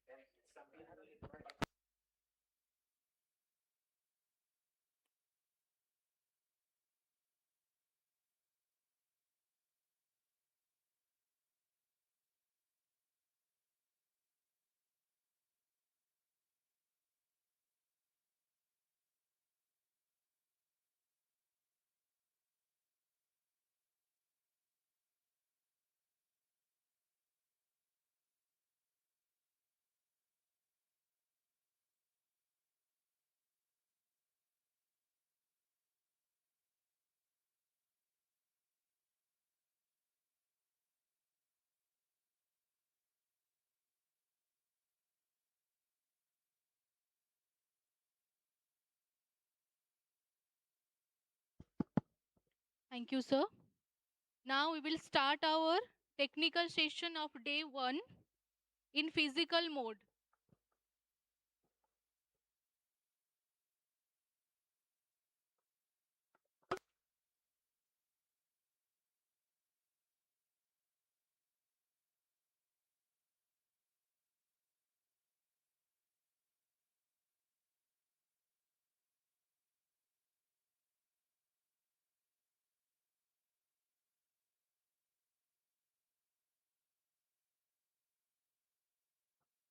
Our first paper ID is 124.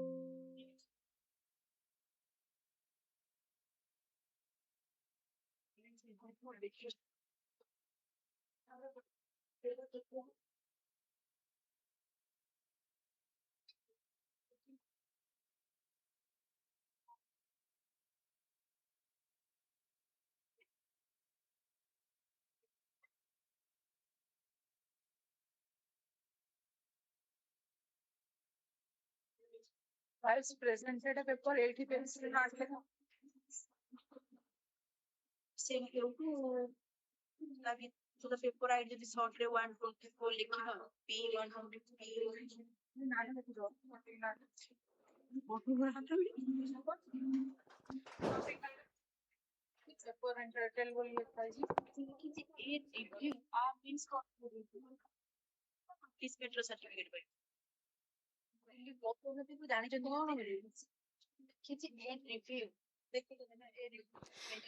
Good afternoon, one and all present over here, respected authors. I am Sodamini Sahu from Ramadevi Women's University, going to present our topic tabular data augmentation with deep learning for multi-chronic disease prediction, a review.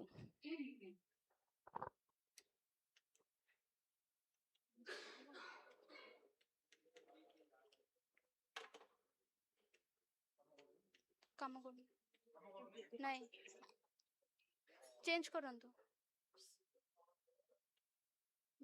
Those are my table of contents.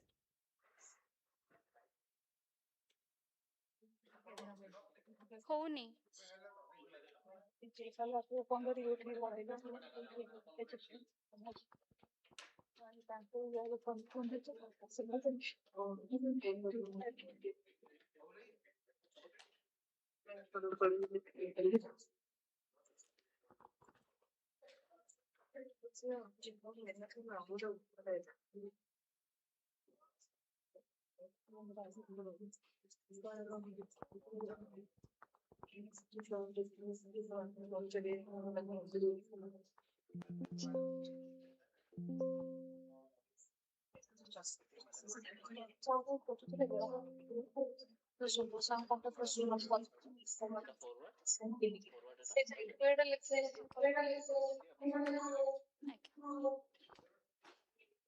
Sorry for.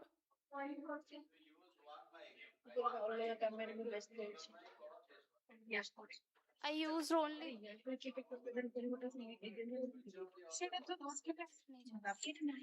Hello. Hello.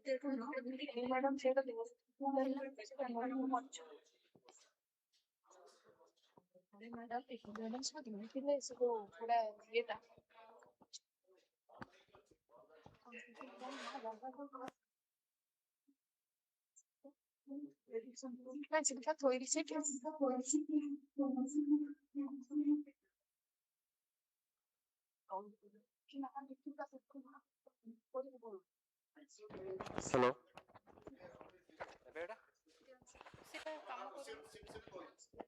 Hello.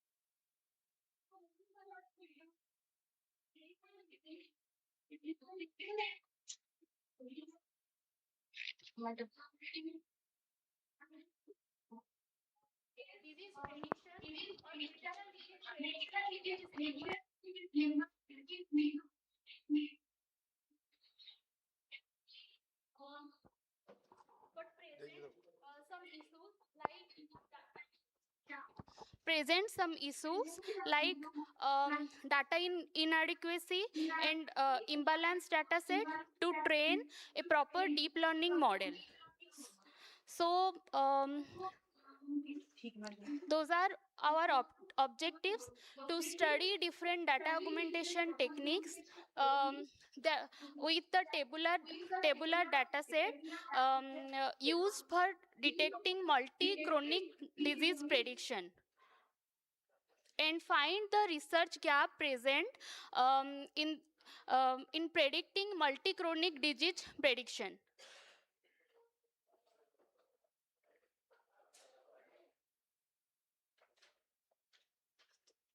Change होने change करना. So those are the methodology we are taken to choose our review paper. First, we search the databases like PubMed, Google Scholar to choose our papers to review. Then we used search keywords like multi-chronic disease prediction, multi-disease prediction, deep learning, tabular data, like this. And we choose the publication year between 2021 to 2025, and the inclusion criteria are those papers who are only use deep learning model with data augmentation with tabular data, and the exclusion and those papers are only focusing on multi-disease prediction. And the exclusion criteria are those paper focus on single disease and non-English papers and non-technical papers. The data extraction, the data we extract from the papers, like the data set they used, what are the algorithms they used, and what are the types of disease they are diagnosed with, and finally we synthesize the research gap present over the papers, and that's it. So first, those are the papers. First, we see the authors in 2021 predict diabetes, liver tumor, heart, Alzheimer, lung cancer, hepatitis, Parkinson disease, but using the data set alongside with this, the number of instances associated with the data set, they used optimization, Jaya, our MBO optimization with RNN, and find those accuracy respected with those data sets. Then in the second, moving forward to the second paper, we choose for review. The author predict kidney cancer, diabetes, hepatitis, heart disease, and those are the respective data set they used for, and those are the number of instances present, and they used this feature label engineering PSO for the augmentation, and use ANN for ANN and find those accuracy. Similarly, the third author doing same. I don't take that much time because I am very yes. Moving forward to the research gap. Yes. So finally we read those papers, and finally we found a major gap that we see that those papers are detecting multi-disease, but they use they used multiple data set to different data set to predict different disease. They used heart disease data set to predict heart disease. They used kidney related data set to predict kidney disease. And they in the number of instances of the data set are very few, like 90% of our considered papers are less than 1000 data set, and they are applying deep learning with this number of data. So it may be a chance of overfitting of data, and misclassification chances are high. Those are the main research gap according to us. It will visualize in the figure. We see a patient come, and if the patient is diagnosed with heart disease, liver disease, and more than one coexisting disease, then it should be the patient should come to the patient the heart disease detected by only the heart disease data set, so that we train the model on heart disease data set. In the same way, if we want to predict the kidney disease, then the model should be trained on kidney disease data set, but that is not the correct way. So this is a very vulnerable gap present that we try to overcome. We are proposed a data set that contains the vitals of more than one diseases, like the data set having the parameters like heart disease, kidney disease, and liver disease, more than one multi-chronic disease data set. So the patients are very helpful, and the deep learning models are just trained with a single data set, that the data set are the combination of all the diseases, and we predict the disease at one click. And here the augmentation, why we are using augmentation repeatedly, because all of us, we know the medical data are very rare, and the privacy concern of the data is very high. That's why if whenever we work with the deep learning models, we have to classify the data. Some of the cases, the classifications are not fully balanced. That's why here we encourage the data augmentation technique. The data augmentation technique is a type of technique by which we can synthetically generate the data that resemble the actual one.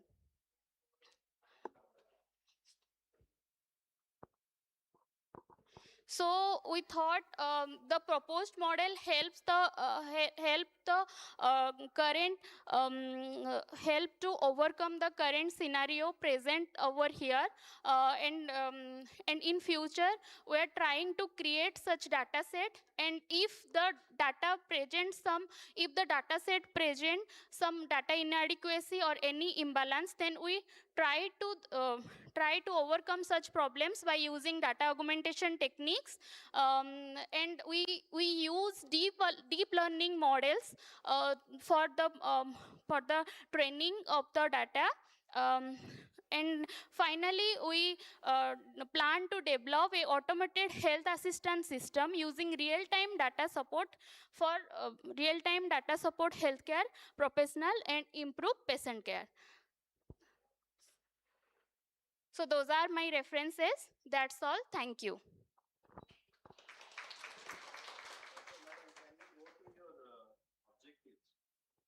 Objective.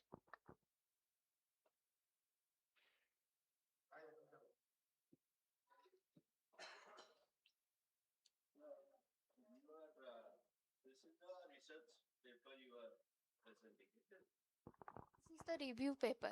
A review paper. Yes. And to highlight your one of the objective is to find research gaps. I think you should change that. So there should not be an objective which will find the research. That's not my point. Just try to figure out how to modify these objectives, aligning your propositions. Okay. Your objectives are not aligning to your propositions. That is one observation. Number two observation, that what are the other, you said that you are using data augmentation technique for, mainly you are using data augmentation for your Data. findings and all. Yes, yes. What are the other methods? Sir, How do you justify why data augmentation is the sir, because data augmentation is widely used nowadays for in specially in the medical, in the yes. mention that yes, this is the reason why I want to use data augmentation compared to somebody. Because there are Whatever I got, I think I made it clear that when you are finalizing your paper, you just try to include this one, that why I have chosen this data augmentation, why not something? because It's all right, I don't want the answer. okay, okay. Paper should include that. Okay, sir. Sir, in our paper, we write why we are used because of the presentation slides limitation. We cannot add much details.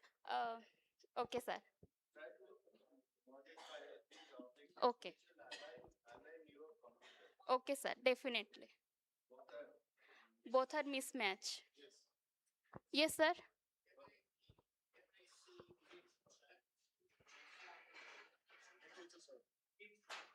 Literature, sir.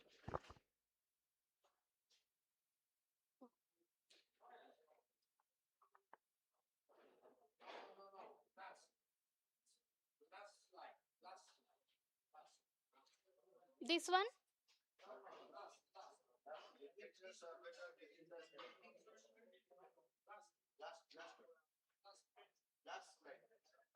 Conclusion?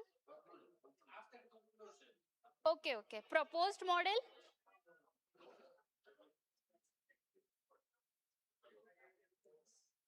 This one?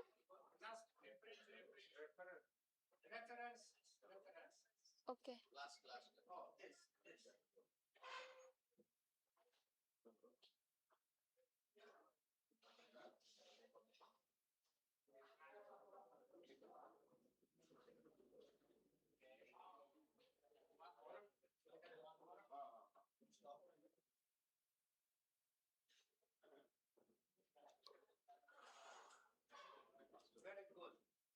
Oh. Thank you, sir. Thank you.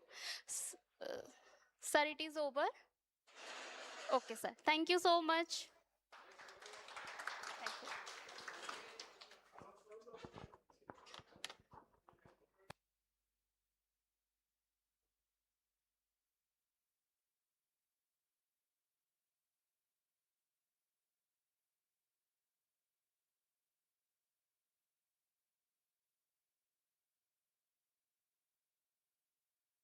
Thank you. Next paper ID 130. Next paper ID.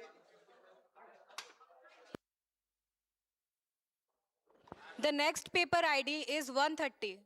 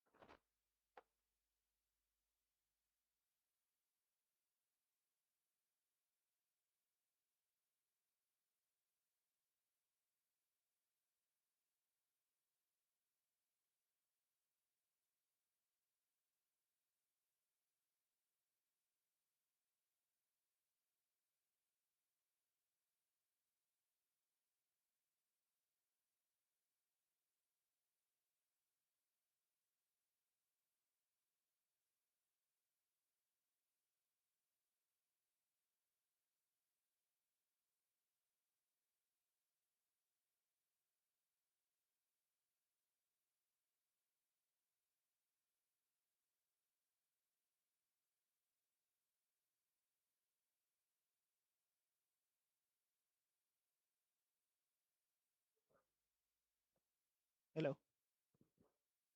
Hello. Hello. Good afternoon, everyone. I am Supnajit Sahu from Centurion University, and I am here to present the. Okay. I am here to present the paper named Advanced Statistical Analysis for Canine Dermatologist Disease Classification using MobileNet V2.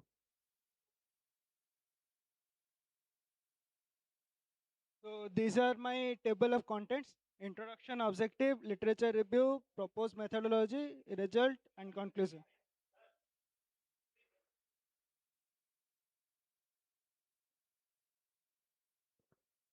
Okay, this is the introduction. Here you can see that there are two images. The one is manual, slow, subjective, which is also prone to human errors.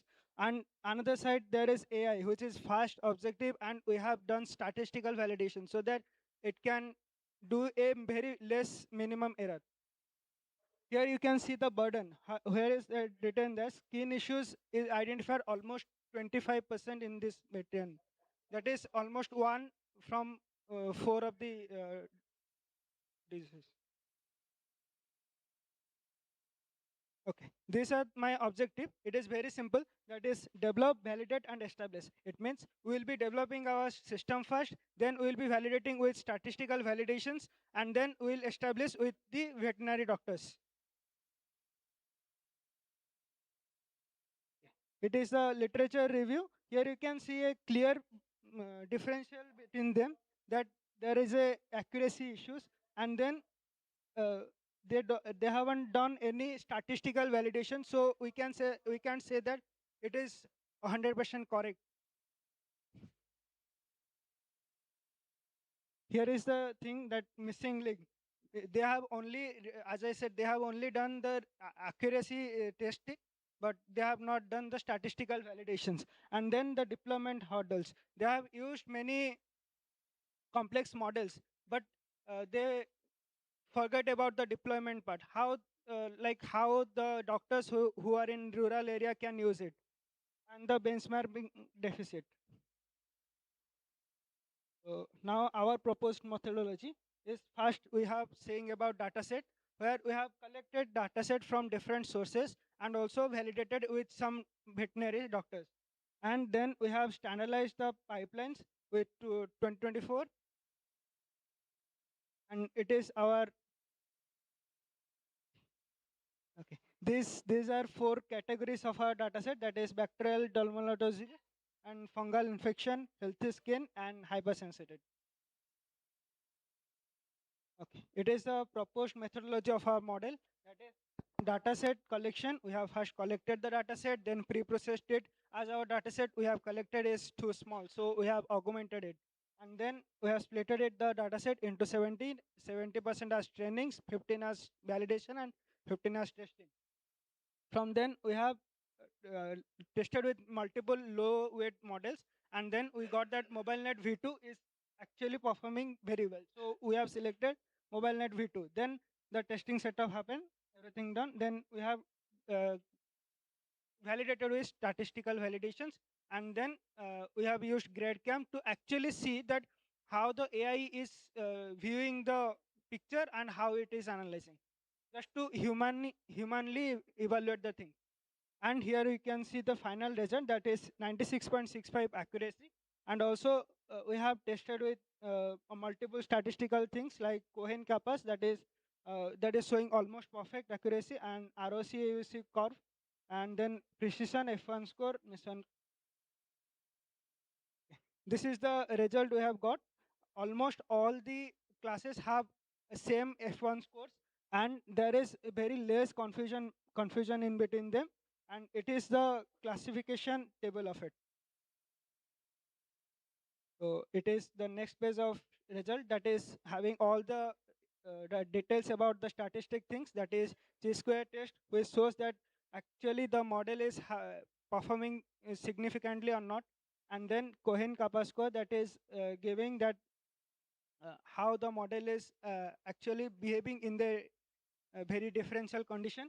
And then ANOVA F test, which is giving that there is no significant F1 difference between the classes. this is how the things happen. And then here gradecam viewing is happening. You can see here is the image which is uploaded in the system, and then the AI is seeing like this. If you see that the red position are actually the disease position where the diseases happen, and other blue positions are just the fur area. So in conclusion, I want to say that is our model performed exceptionally well, that is 96.65 accuracy, and we have given a major contribution to the society, establishing a new robust benchmark. And it is our limitation on future scope that we are going to implement rare pathology diseases, and also we are now going to focus on more zoonotic diseases, and then we will be deploying this thing as a mobile app, and we will be making it as free. So, and then we'll give the blind testing for the doctors so that it will happen.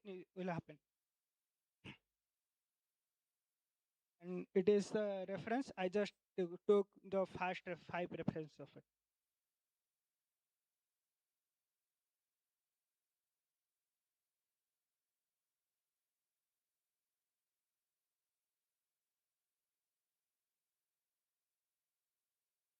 We have took data set from different sources, like one from the normal veterinary doctors, and some and one research paper also there. We have mailed them and took their permission to access their data set.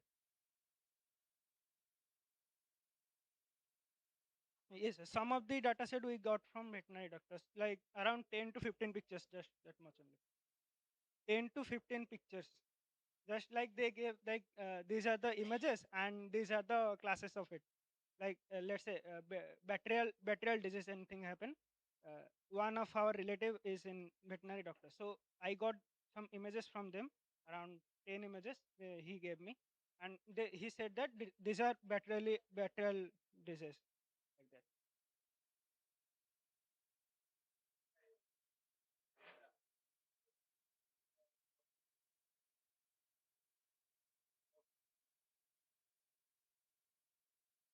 Yes. Hmm. Actually, we also collected from Kaggle also. Hmm. Yes.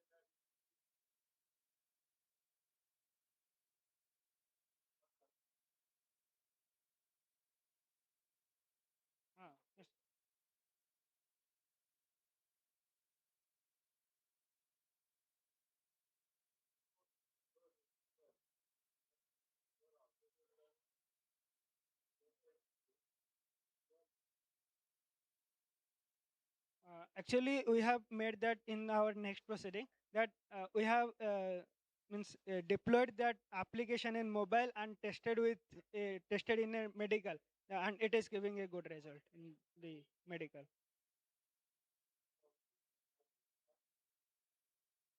Actually, the nobility part is that other models have given almost good accuracy, but they are not giving the statistical test. We are giving that statistical test, and also they haven't implemented in the medical system. But we are going to do that. Yes. Yes.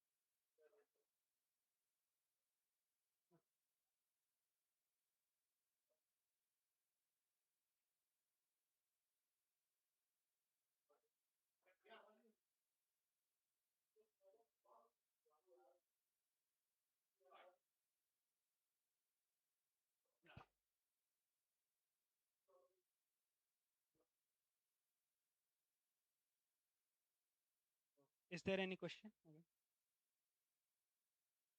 Thank you.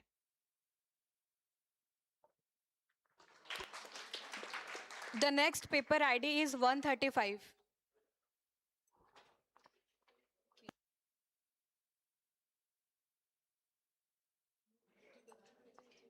Paper ID 135.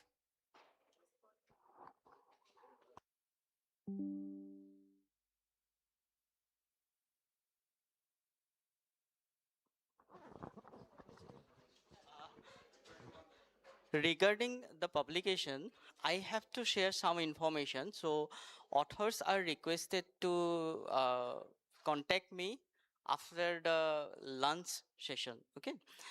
Because there are many rules and regulations, and now it's being again stringent year by year, year after year. So I want to have a discussion with you if what are the modifications and changes that may be required in the paper as informed by the publication company.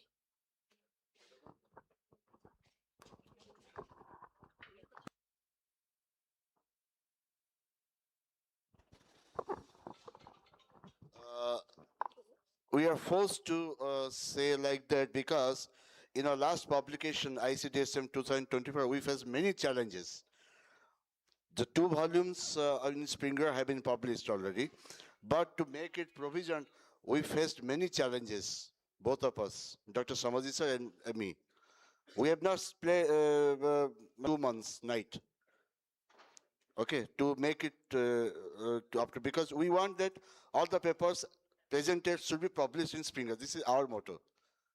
Somehow, if Springer will reject the paper, we have to do nothing.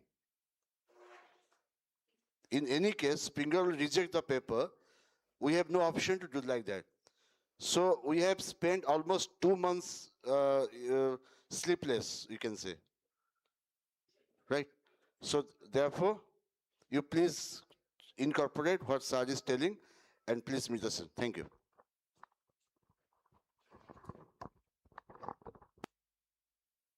Hello.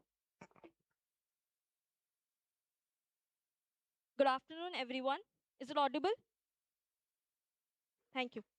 So I am Komal Sahu and I will be presenting my paper on the topic Enhancing Human Emotion Prediction Using Random Forest Algorithm.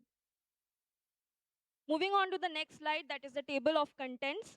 So it includes the introduction, objectives, literature review, proposed methodology, followed by the results and discussion, conclusion, future work, and the future scope, and the references. Sorry. Coming to the introduction, so what are emotions? Now we deal with emotions on a daily basis. We know what are emotions, but let's dive into the definition of emotion, which is emotions are the reactions that human beings experience in response to events or situations. These are nothing but mental states caused by the neuropsychological changes and are associated with thoughts, feelings, behavioral responses, etc.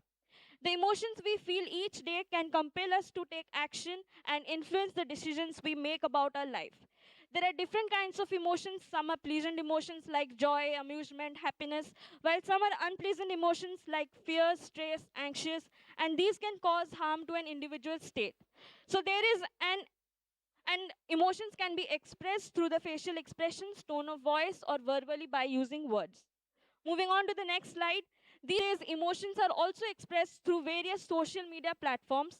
Multiple studies have found a strong link between heavy social media use and an increase in unpleasant emotions among the users, which is leading to many mental health problems like anxious, depression, loneliness, self-harm, and even suicidal thoughts. According to the American Journal of Public Health, there is an increased evidence that the negative contents on social media influence the suicide-related behavior. And as the spreading of negative tweets is way more faster and impactful than the positive ones, so there is a need of development of systems which can detect the negative emotions by analyzing the textual content, and this is of very vital importance. Coming to the objectives of the paper, so it is to study the human emotion data set and to predict the human emotions accurately by using machine learning classifiers or algorithms.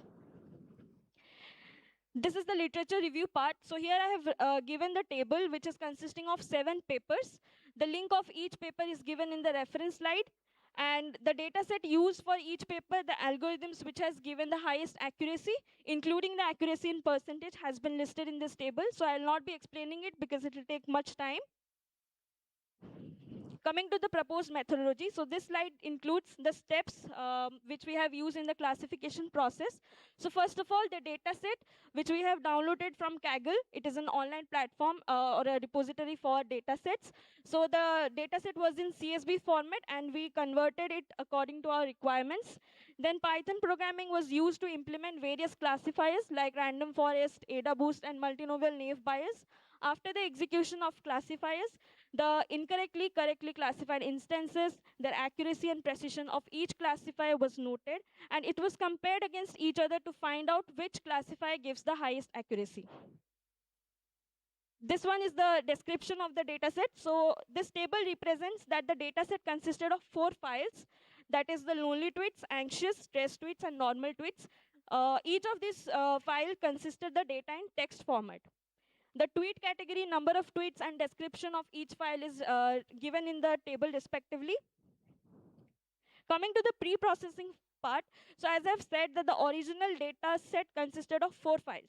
So for our work, we selected the stress and anxious files, for which we again selected randomly 3,500 instances each for both the files.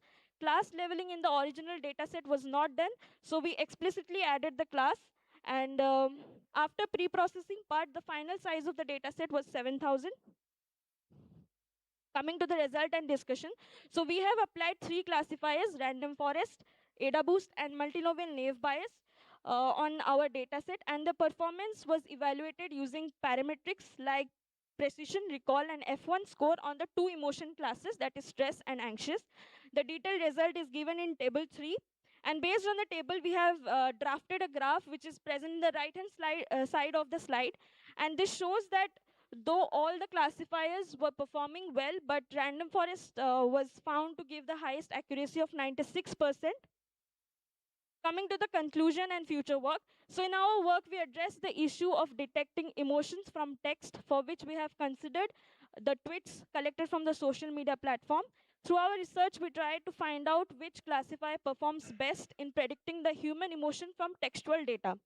And in our work, random forest classifier was found to be the best classifier, yielding the 96% of accuracy. For the future work, we have given that in future, using our approach, many interesting apps which can analyze the emotions, moods of the users on various social networking sites like Twitter, Instagram, Facebook can be developed. The ultimate goal would be to have real-time language-independent emotion recognition services that can be integrated into the human-computer interaction systems and will bring the well-being of the whole society. And as Professor said, that when we are working on any project, then it should bring something and it should add something to the society. So if we can develop systems like that, then I think it will add some benefit to the society. So if like when we're using the platforms like Twitter or Instagram, and if we tend to write the negative contents, the maybe then apps can be developed which can tell the users that we are particularly moving to the negative side and we can focus on the positive sides. So this is the reference slide. I have given all the references of the papers that has been referred in the literature review part, and the data set which has been used has also been given in the reference slide. Thank you.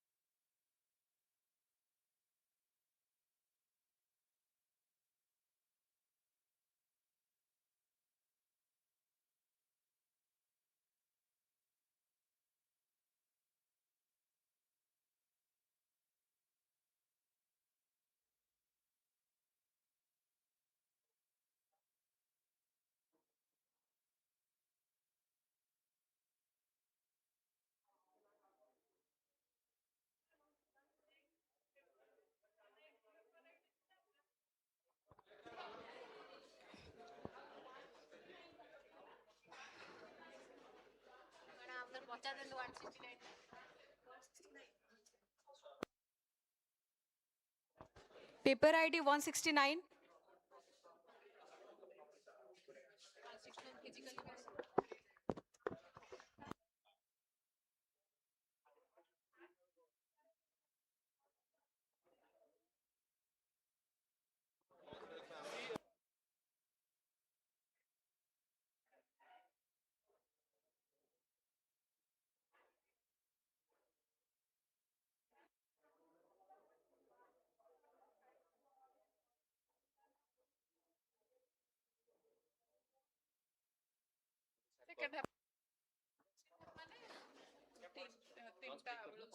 Now everyone can head for the lunch.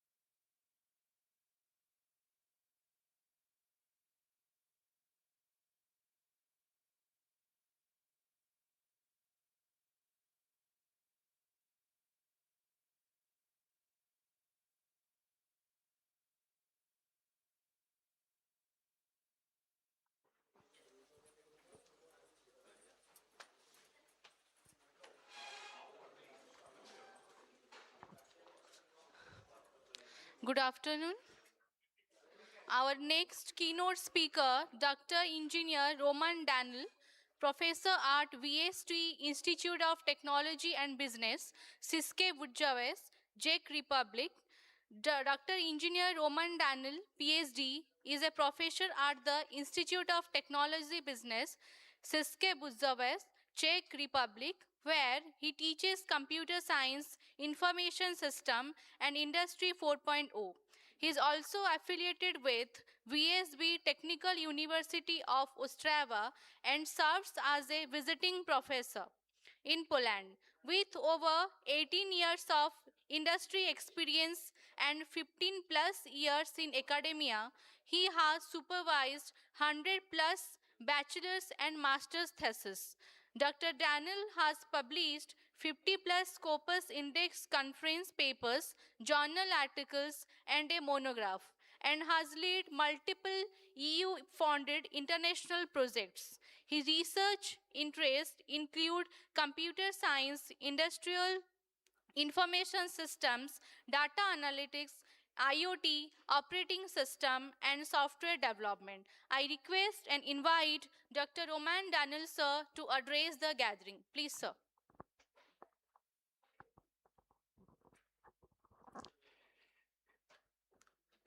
So thank you very much. I prepare a speech that is about issues with data processing in information system in production and in agriculture. And I hope this topic fit the conference key topic, data management and knowledge. I choose this topic because information system for production control is my main area, research area for many years, and it is because before I start be academic and working in universities, I spent 18 years in commercial practice, and mainly developing and working on information system for production control with focus on continuous processes. As has been said, I have affiliation at two universities. The main one is Institute of Technology and Business, located in the south of Czechia in České Budějovice. And this is a small college that is focused on technology and economics. And on this college, I am involved in several projects and several research areas connected with technology, with production, with students that study machinery, study programs, so I provide for them subjects considering about the digitalization and using IT technologies in production and technologies.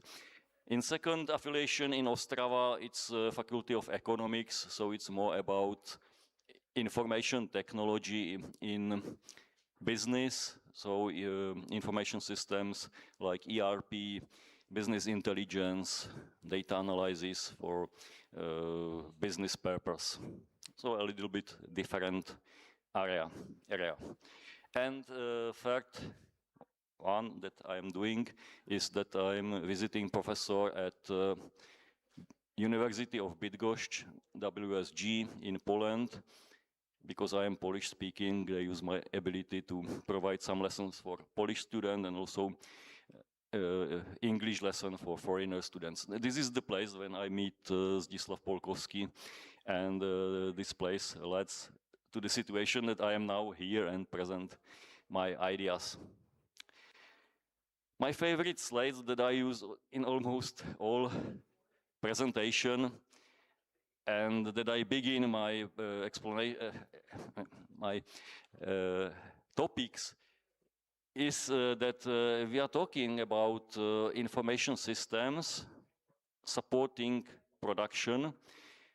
There is a really important to distinguish that there are three different types of production. So making information system is depending on what type of production some company used. First one is discrete production. It means that at the output there is a product that can be identified by some identification technology like barcode, QR code, or RFID technology. And with this system, we can tracking this product. So this is about traceability. And this acronym PLM means Product Lifecycle Management. So we can search who, when, and where the product has been assembled. In some areas, for example, food production, there is since 2005 in European Union mandatory to provide history of how the product was created. In case that the product is not good, we can search what happened and do some activity to prevent repeating this situation. This is about ISO 9000. It's a standard that manages quality. Second type of production is continuous production. And it means that on the output, there is no product that could be identified, but some mass of materials or energy, gas, electricity. So you couldn't say this is part that has ID and some number. So there is an absolutely different approach. Main task in this type of information system is management of quality. And I should add this quality control should be in real time, because the aim of this system is to provide information for dispatchers and technologists in real time during the production, because if the production is finished and we receive information about quality and this information tells us that the quality is not good, it's too late to do something. So this system should provide information in real time to allow dispatchers do some activity to prevent insufficient quality. Last one is batch production. It means that with some amount of input materials is produced some amount of output material products with the same quality. Nice example is wine production. At the beginning is a bin with some amount of wines. With this bin is made 1,000 bottles of wine, the same quality. Another bin, another 1,000 bottles of wine, different quality. So this system is mainly about working with batch numbers. If the system does not support batch numbers, it's not useful for this type of production. So this is introduction about information system and working with data in production. And in any case, we should distinguish which type of production we are talking about. In my presentation, now I want to show you some examples of projects and research area that we do. And it will be about discrete production and continuous production. So first example is one case study from Czechia.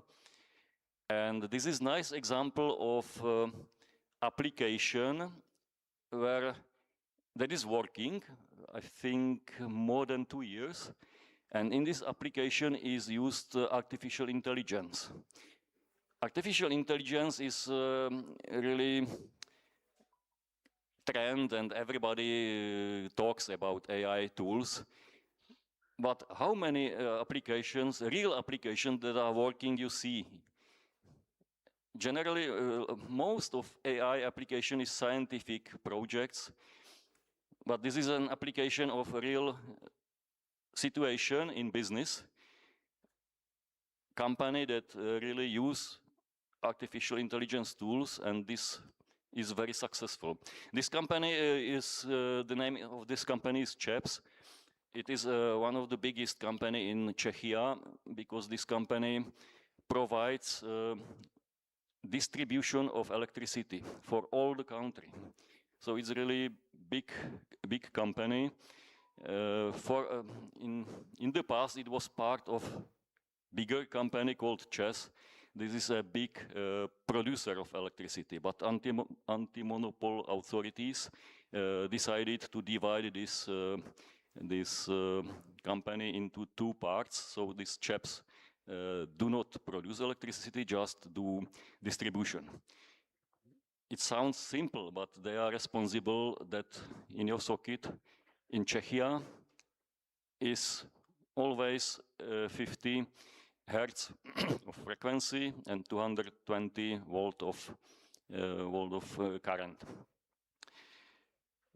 And I should say that electricity in Czechia is absolutely stable. I not remember where happened that there was no switch off the supply of electricity. In India, I sometimes note that sometimes happen still this. And you know, if we are using IT technology, it's heavily depend on stable supply of electricity. So this company provides a lot of tasks to, with the goal to achieve stabilization of electricity supply with given parameters. And where is the problem? Problem is that consumption of electricity is changes. And problem is that the sources are not stable, because there are three types of sources. Coal power plant, that could be switch off, switch on. Water, this is the same, switch on, switch off. But water is not enough to cover all country. So we operate two nuclear plants. This is very powerful source of electricity, but this has one minus. Nuclear power plant is not possible to switch off. When someone starts nuclear power plant, it means 10, 20 years continuously will be produced electricity. In case that the electricity is enough, we do not need more electricity, this power plant still is working. And of course there are renewable sources, wind power plant and photovoltaics. This is very unstable because sometimes wind is not blowing, and in Europe we have a lot of cloudy days, so photovoltaics do not provide properly enough electricity. But in European Union there is a strategy to make more and more green energy. So the aim is to switch off coal power plants totally, because this is a source of pollution. So this chaps company should manage sources of electricity according forecasting of consumptions and according weather forecasting, because if sun will be shining or wind is blowing, they change which sources are used. And there is one problem that electricity is not possible to deposit. So if someone produces some electricity, this electricity must be used immediately. It's not possible to, of course, some battery, but it's 0 point something %. But if it's more electricity than is necessary in the country, probably they sold this electricity to other country with a big loss, because it's not possible to save it. So in this case, this company used artificial intelligence tool for, as I said, 2 years to provide optimization for dispatchers who is responsible for deciding which source will be used and which source wouldn't be used. So these tools, according weather forecast and consumption forecast for all country, calculate quite complicated calculation. It's a business unit, so they do not want me provide technical details. I asked what is the algorithm of this AI. They just told me that it's based on neural network classification. It was only information that I received, but they told me that efficiency grows up about 10% when they start using artificial intelligence. That this tool at the beginning learn behavior of human dispatcher, his decision, and create some patterns that are now able to repeat, and the efficiency of decisions are, as I said, 10% higher than if it's only human-based decision. So it's a nice example of artificial intelligence tool that is quite successful. There is a more parameters that this tool predict. I could talk the hour to explain what, but I want just show you example of artificial intelligence tool. Next example is smart city. It has been mentioned in this conference. Smart city. It's an idea that IT technology will control some aspects of technologies that are used in cities.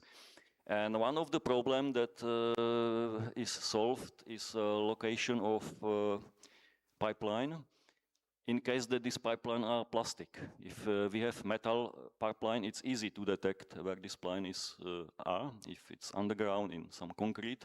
But plastic one is difficult to detect. So with cooperation with Slovak Technical University of Žilina, we try to find some solution using RFID tags that will be connected to the pipeline, and this pipeline is, for example, 1 meter below ground, and with some devices it's possible to detect these tags, and with proper methods says in this place is pipeline. What is the problem? Problem is that RFID tag is radio based, and it's the radio waves are spread not directly from the place where the tag is placed. So it sometimes happens that the measurement detect improperly the location of the tag. So there is a necessary to test and create specific methodology how to properly detect the tag. Second problem is that it's radio waves, so radio waves do not come through water. So if there is a rains, for example, it start change the characteristic of the waves that are emitted from the RFID tags. So also we do a lot of tests. We start testing several types of tags in laboratory condition.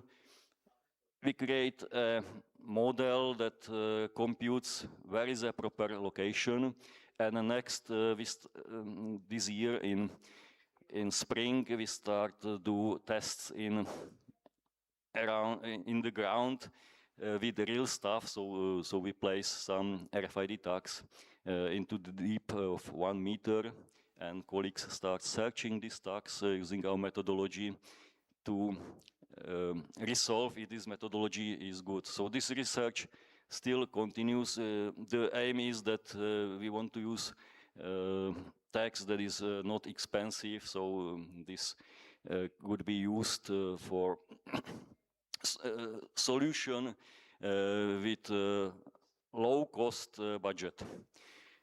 And for future, we want to also start to identify plastic pipe in concrete, so in walls.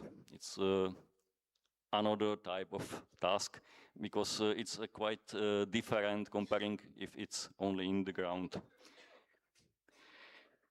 Next one is from agriculture. In the past, we have cooperation with several universities and from Europe, Bulgaria, Greece, and Slovakia, and 5 universities from Palestine. It's a nice example of Erasmus Plus project that I mentioned on the welcome speech, because all this project was financed with by Erasmus Plus budget. There was, of course, some part connected with teaching, because we prepare study program for Palestinian universities that is compatible with credit system that we use in Europe. But there was also scientific part, and it was about date palm production in Jericho, where is one of the biggest plant on the. And the problem is that close to this plant is that sea that is decreasing, and a lot of salt is on the air. This salt is going to the soil and increased the salinity of the soil. So this is a problem, and you know this is a desert, so water is very expensive in this place. So the aim of this project was measurement based on IoT solution with ESP32 desk. And we collect information about temperature, moisture, and conductivity. There was a lot of devices all over the plant, and we collect huge amount of data. And we start to thinking about creating model that will be able to predict when is necessary to add more water to reduce salinity from the soil, to save water, of course. So we start analyze this data. This is an example of dependency between moisture and salinity. You can show that there is some dependency. Comparing with the dependency of salinity and temperature, there is a dispersion. There is a first look. It's clear that temperature is not good parameter to be used for forecasting salinity of the soil. On the other hand, moisture and conductivity are more valuable for this calculation. So nowadays we are working on processing this data. In some moment, we are in category of big data because it's a really huge data set. The complication nowadays is political situation. Maybe you know about situation in Israel, in Palestine. So it's not possible to travel there. Palestinian scientists couldn't travel to Europe. So we all solve online, and it's not the best way how to solve project. Face-to-face working is in any case better. But we hope that we finish this project very in quick time. Another project that is ready is about my cooperation with Dr. Zdeněk Neustupa from Faculty of Geology and Mining. And we developed a methodology how to create visualization of landscape based on aerial photo. And the aim of this is created almost real visualization of some situation, how this landscape will be look after application of some method, recultivation method. So the aim was support companies that do revitalization of brownfields. Brownfields are something, some area or some buildings in a place. There was some company, there operated some company. This company is over, and abandoned space left. So building that is no more used, and some areas that are sometimes very difficult to reuse because there could be some pollution, some bad infrastructures. So 10 years ago, we started working on this brownfield revitalization project.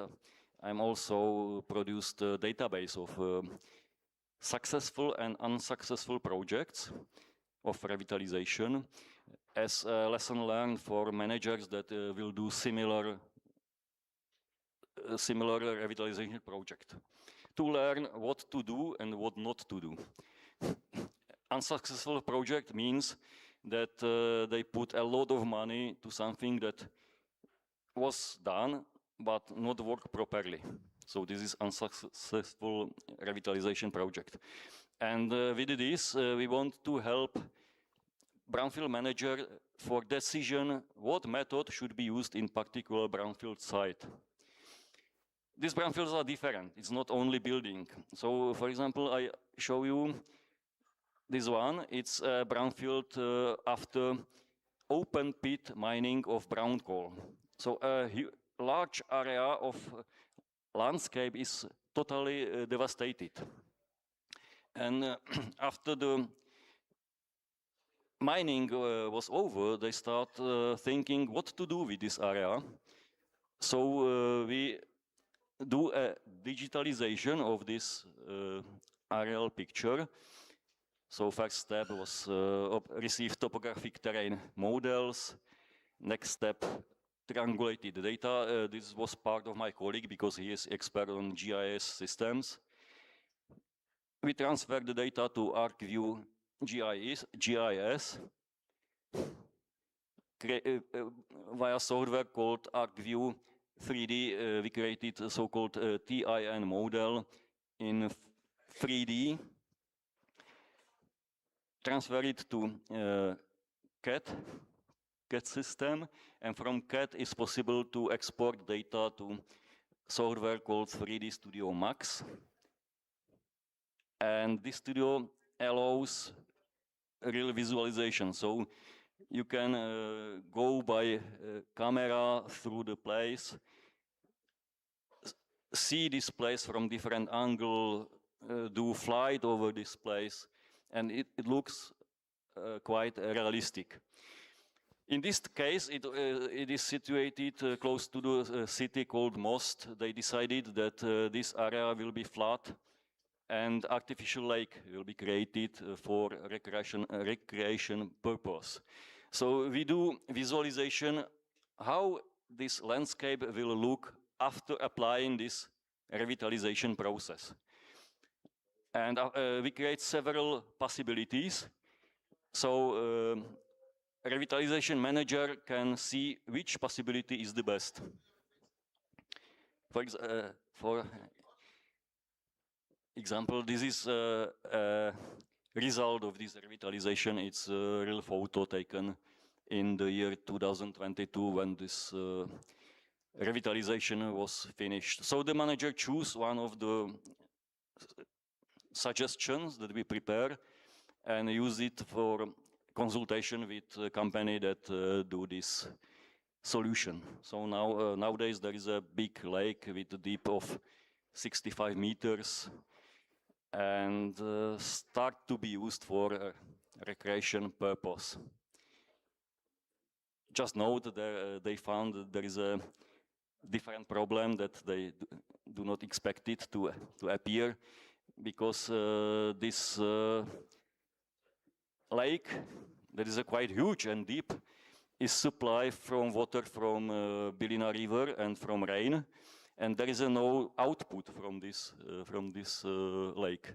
So this lake start behave in wave that was not expected, and some problem with shores appear, some problem with geological stability. But our approach to modeling landscape and do visualization was quite successful.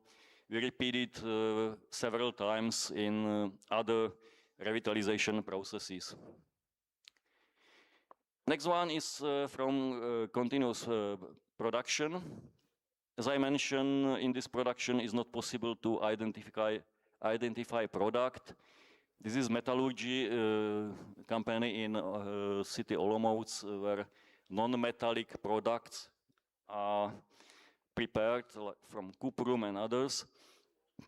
So they use forms to create products, and in some moment continuous production change into the discrete. And with any parts, there are several technological operation, but sometimes happen that this product is has defect. And because there is a temperature more than 1000 degrees of Celsius, this defect is not possible to detect immediately. And the product that is failed and is not more to use it anymore comes through different next technological processes. So this defect is found at the end of the process. So we start to think how to detect defect at the beginning of the process and remove this part immediately, not to go to other processes because it's a loss of energy. So we start using image recognition. Nowadays, it's based on neural network classification. My colleague prepared some task, and we try to analyze this image and find some defect that is repeating to help this production. We are start thinking about using AI tool again to this tool. Our ideas will be learned from human decision and try to search pattern that is repeating. So this pattern means that this is identification of some defect. That is, some of these defects are not visible by human eye. And this project is in the half nowadays, so probably in the next year we try to finish and start first test with AI tool. And last one, very shortly, it's from coal preparation plant. It means that coal that is exploited by mines is unstable in quality parameters, and some clients, mainly metallurgical companies, require that this coal meet required parameters. For example, ash content, and ash content is what remained if you burn the coal. The more ash is included, the less energy you receive. So metallurgy needs that ash content is maximum 10%. If it's higher, it's not good product for metallurgical processes. But raw coal has different ash content, so mining company used some technologies based on chemical processes and physical to remove some amount of ash from the product and achieve stability of the products. One of the technology is on the picture, it's a flotation. It's based that coal dust is put into the bin with water, and they add some oil called flotacol, mix this suspense, and it behaves that part of coals stick to the foam and go on the surface. Part of rocks and part of ash do not do this and go down. So this technology removes some amount of ash from the material. It's controlled by a PID controller. So operator said, now I want coal with maximum of 12%. And PID regulator, based on sensors that are on the output, there is an ash meter that measure ash content on conveyor belt, on running conveyor belt, provide information for PID control, and this PID control add more flotacol or add more water. What is the problem? Problem is this ash meter, because if you want to measure ash content on a running material, it's not easy task. And the solution is that only technology that are able to do this is a technology of several producers based on radioactivity sensors. So there is an emitter of radioactivity, americium and cesium. The radioactivity goes through this material, and behind conveyor belt there is a scintillation sensor that register how many radioactivity comes through the material, through the layer, and this information is depending about ash content in the material. So this device calculated in real time exact value of ash content. So it allows PID control to do in real time this regulation loop. The problem is that this sensor for sometimes start aging. So the sensor 2-3 years start show improper value. So time to time is necessary to test this device according etalon. Etalon means that it's a sample that we know content, and this device should provide exactly the same value. If it's not, it means that this device do not measure properly. So times to times is necessary to check the situation, and we try to help this in our information system. Oh, sorry, I go in different. Should return to. We provide information system for preparation plant, and one of the tasks is automatic checking of the information that goes with these sensors. So they collect samples, do laboratory evaluation. We collect this data from laboratory to the information system, writing into the database, and calculating trend. And we compare this trend with information that are providing this sensor in real time. And if there is a big difference, it means that something wrong happened and these sensors do not provide proper information. It's very important for this production, because if the sensors do not provide proper information, the regulator does not work properly, and when the coal is loaded in the wagon, and in this moment company recognize that the quality is not good, what to do? It's already done. So they could remove it and put back into the technological process. It's very expensive. Second option is to find customer that is satisfied with this worse quality. And third option is that they put this material to the metallurgy company and believe that they do not recognize that the quality is not good. So application of this technology, PID control with our approach in information system, prevents this unwanted situation that leads to the information that to the situation that lead a big amount of money is lost by improper work of some devices.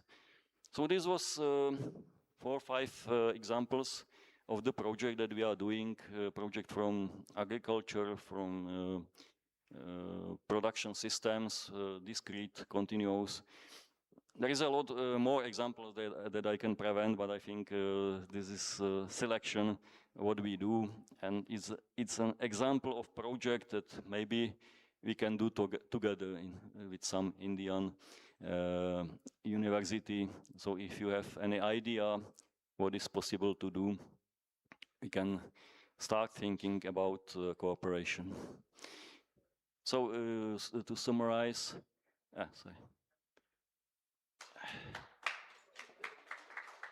The conclusion: usage artificial intelligence tool for defect analysis, missing data interpolation, industrial information for continuous production, digitalization of some processes using drones in agriculture to detect plant diseases, anything that is connected with Industry 4.0, digital twins also. So this is example of area that we are working on. So thank you very much for listening.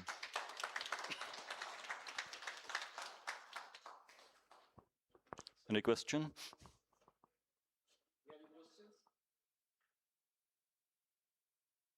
Okay, if not, thank you.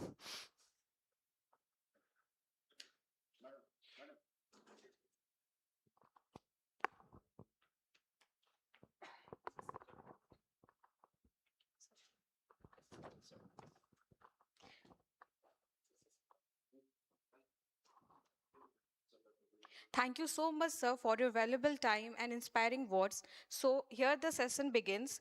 The next paper ID is 13.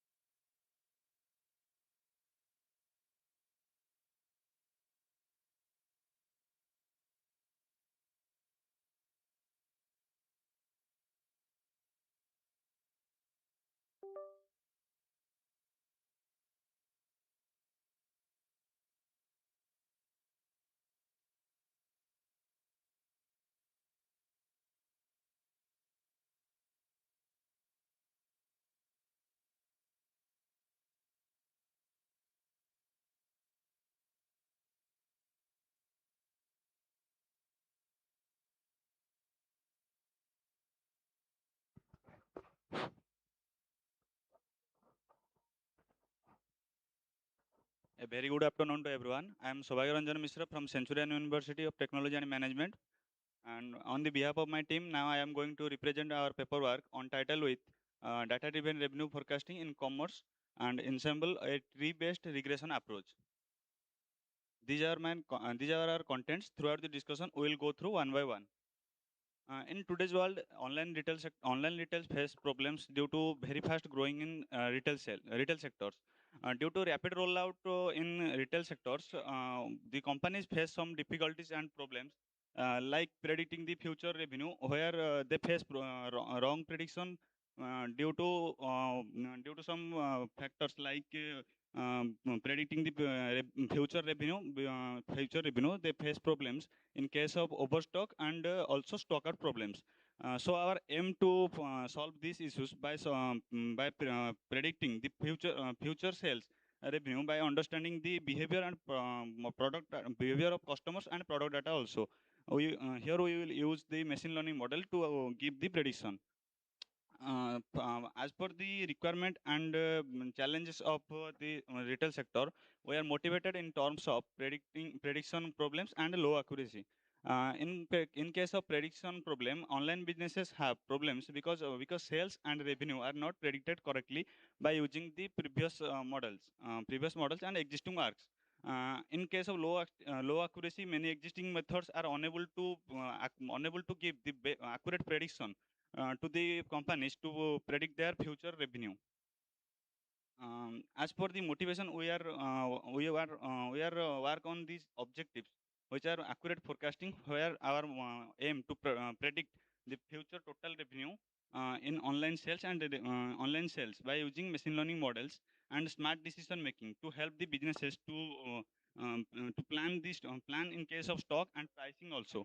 And we also want to we also here compare different ML models to get which model is best for our case, and it also reduce the stock problem and increase profit through the better plan. To addressing these problems, we go through some existing work. These are the existing work. From this existing work, we will formulate our problem statement, where we mainly focus to solving the issues of online retail companies, where we use simple and accurate machine learning model which predicts sales revenue and help businesses plan better. To solving this problem, we proposed a methodology model where we consider online retail data set from UCIML repository, and by using this process data, we will train our model. Here in figure 1, it shows the process where first we will collect data, and after that we will pre-process and also apply the feature selection in it. After that, we will use 3 regression model like data decision tree and regression decision tree, random forest, and XGBoost. After testing all the after using all these 3 model, we will finally check the accuracy or performance of these 3 model, where XGBoost can perform. XGBoost will perform better than and better than other 2 models. So we will use XGBoost model and consider it for predicting our future revenue accurately. After that, we will get these accuracies of the different three of these three models, where the table one shows the performance comparison, where XGBoost give the best accuracy and low error also. In table 2, it show the best model. That means XGBoost performance, where it show the low MAPE, that means mean absolute percentage error, and high R square, which show it is a strong and demand prediction, which is a strong model for demand prediction. From this result and experimental analysis, I will observe that ensemble model, that means our XGBoost model, gave better and faster result, and it is also useful in future predicting stock planning and online details also. Our model have some limitations. So in case of it need large amount of data to give more accurate value, more accurate result, and it also require high computing power and also take too much time to train, and it also face data privacy and security issues also. After this observation, we will conclude that our model can also work efficiently rather than the previous existing models. XGBoost give the best and more accurate result compared to other models. This model is useful and beneficial for the business plan stock out pricing models. The system supports smart decision and higher profit and online stores. In future, our work also useful by adding season and festival sales data to improve accuracy. We can also add real-time revenue prediction for faster and business decisions. In case of deep learning, we will need more complex and larger data set also. So these are the references we will work on by using the help of these references. Thank you.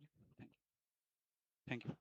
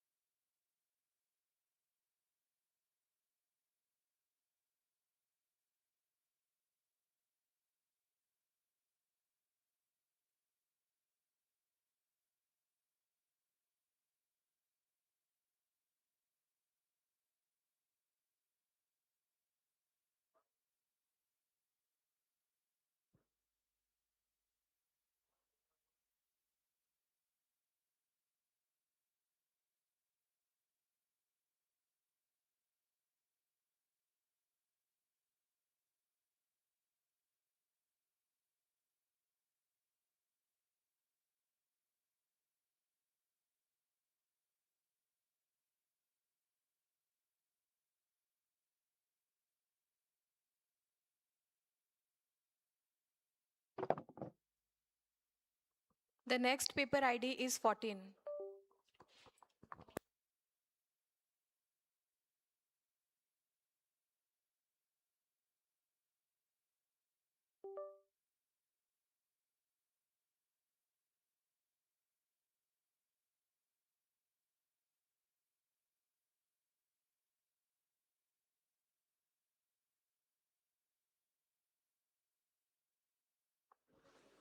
Paper ID 13. Can you please come a bit?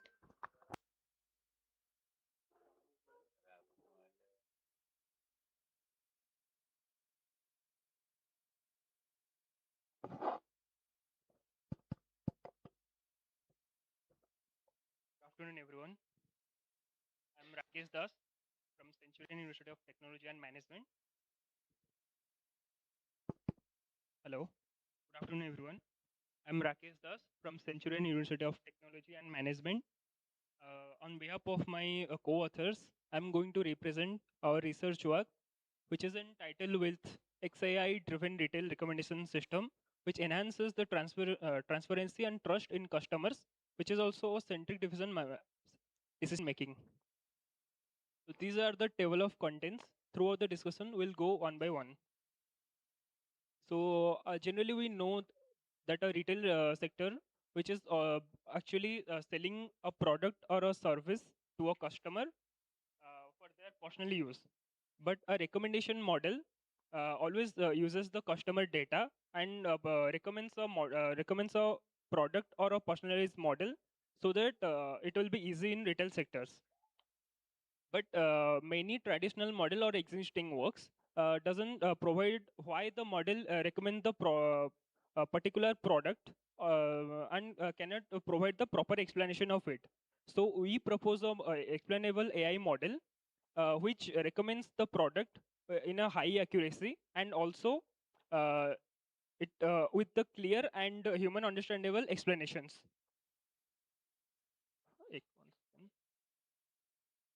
So these are the objectives where our aim is to develop a retail recommendation framework that balances high prediction accuracy and also to integrate the SAP and LIME techniques and also to enhance the customer trust and transparency. According to our objectives, we go through the literature review and some existing works. So these are the works. Then, according to our literature survey, we found our problem statement. As I can say in the introduction, the traditional retail recommendation, these are also works like a black box. They only give the they only give the recommendation of the product. They never explain or don't give any proper explanation of why they choose or why their model choose the exact product. So therefore we need a recommendation framework that is based on explainable AI and also explains why we choose the particular product and with a clear and human understandable language. According to our proposed model, this is the proposed model of our work, where we can see that the model first collects the data from the UCI dataset, and then it pre-process the data and apply the feature engineering into it. Then the featured data recommends a product. Then the recommended product goes into the explainable AI model. Then the model gives it analyze it and gives it into the transparency layer. The transparency layer is responsible for the final product recommendation and the explanation of it. As per the methodology, we have done our research work, and as you can see, this is our results. As we can see, our model achieved a 97.8% of accuracy and a precision of 96%, recall of 94%, and a F1 score of 95%. We can see in figure 2, it shows the ranking effectiveness comparison of some different models. And in figure 3, it features the contribution using SAP values. In conclusion, I would like to conclude that our model, which achieves a high recommendation accuracy while maintaining the transparency and trust of the customer, and also it uses the SAP and LIME explanations. Although our model is good, but it has some limitations also. As you can see, the model evaluates only on historical data, so it never implemented in real-time streaming data. We are working on it, and it could be a future work of the model. So these are all the references we have used and refer to do the research work. Thank you.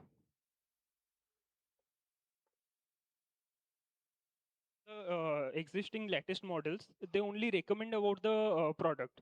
They never explain about anything like why the model recommended that particular product. So our model gives the proper and human understandable explanation so that a customer could learn and trust, and also maintains the transparency of retail sector and the customer. 1 second.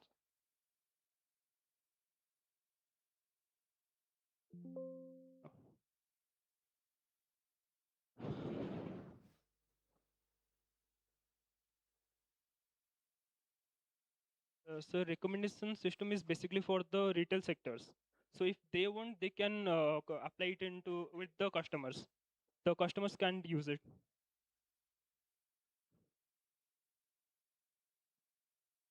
Thank you, sir.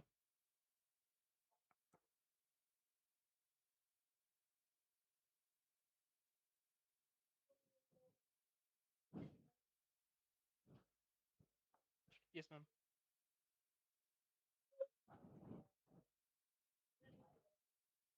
Sir, ma'am, in our model, we have used the explainable AI model.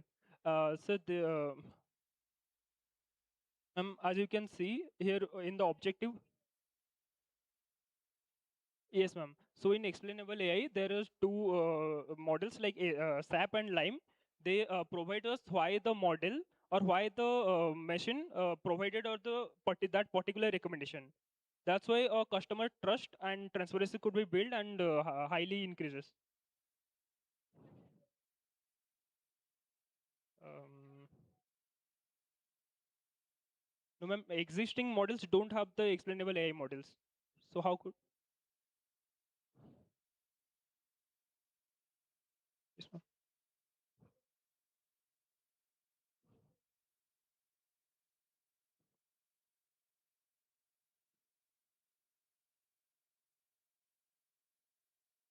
Ma'am, they don't use the SAP and Lime contribution, which is our.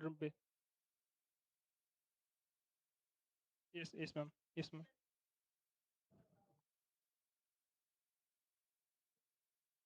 Yes, ma'am. Yes.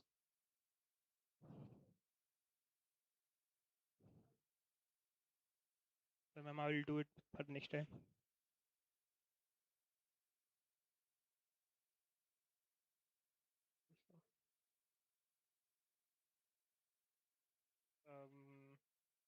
As I studied about the papers, there are no use of explainable AI.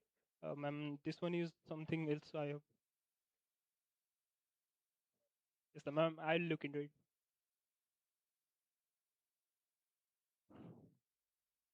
Thank you, ma'am.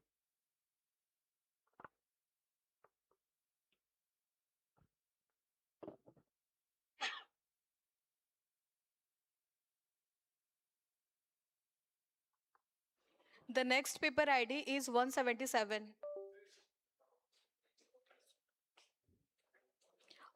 Paper ID 177, 178,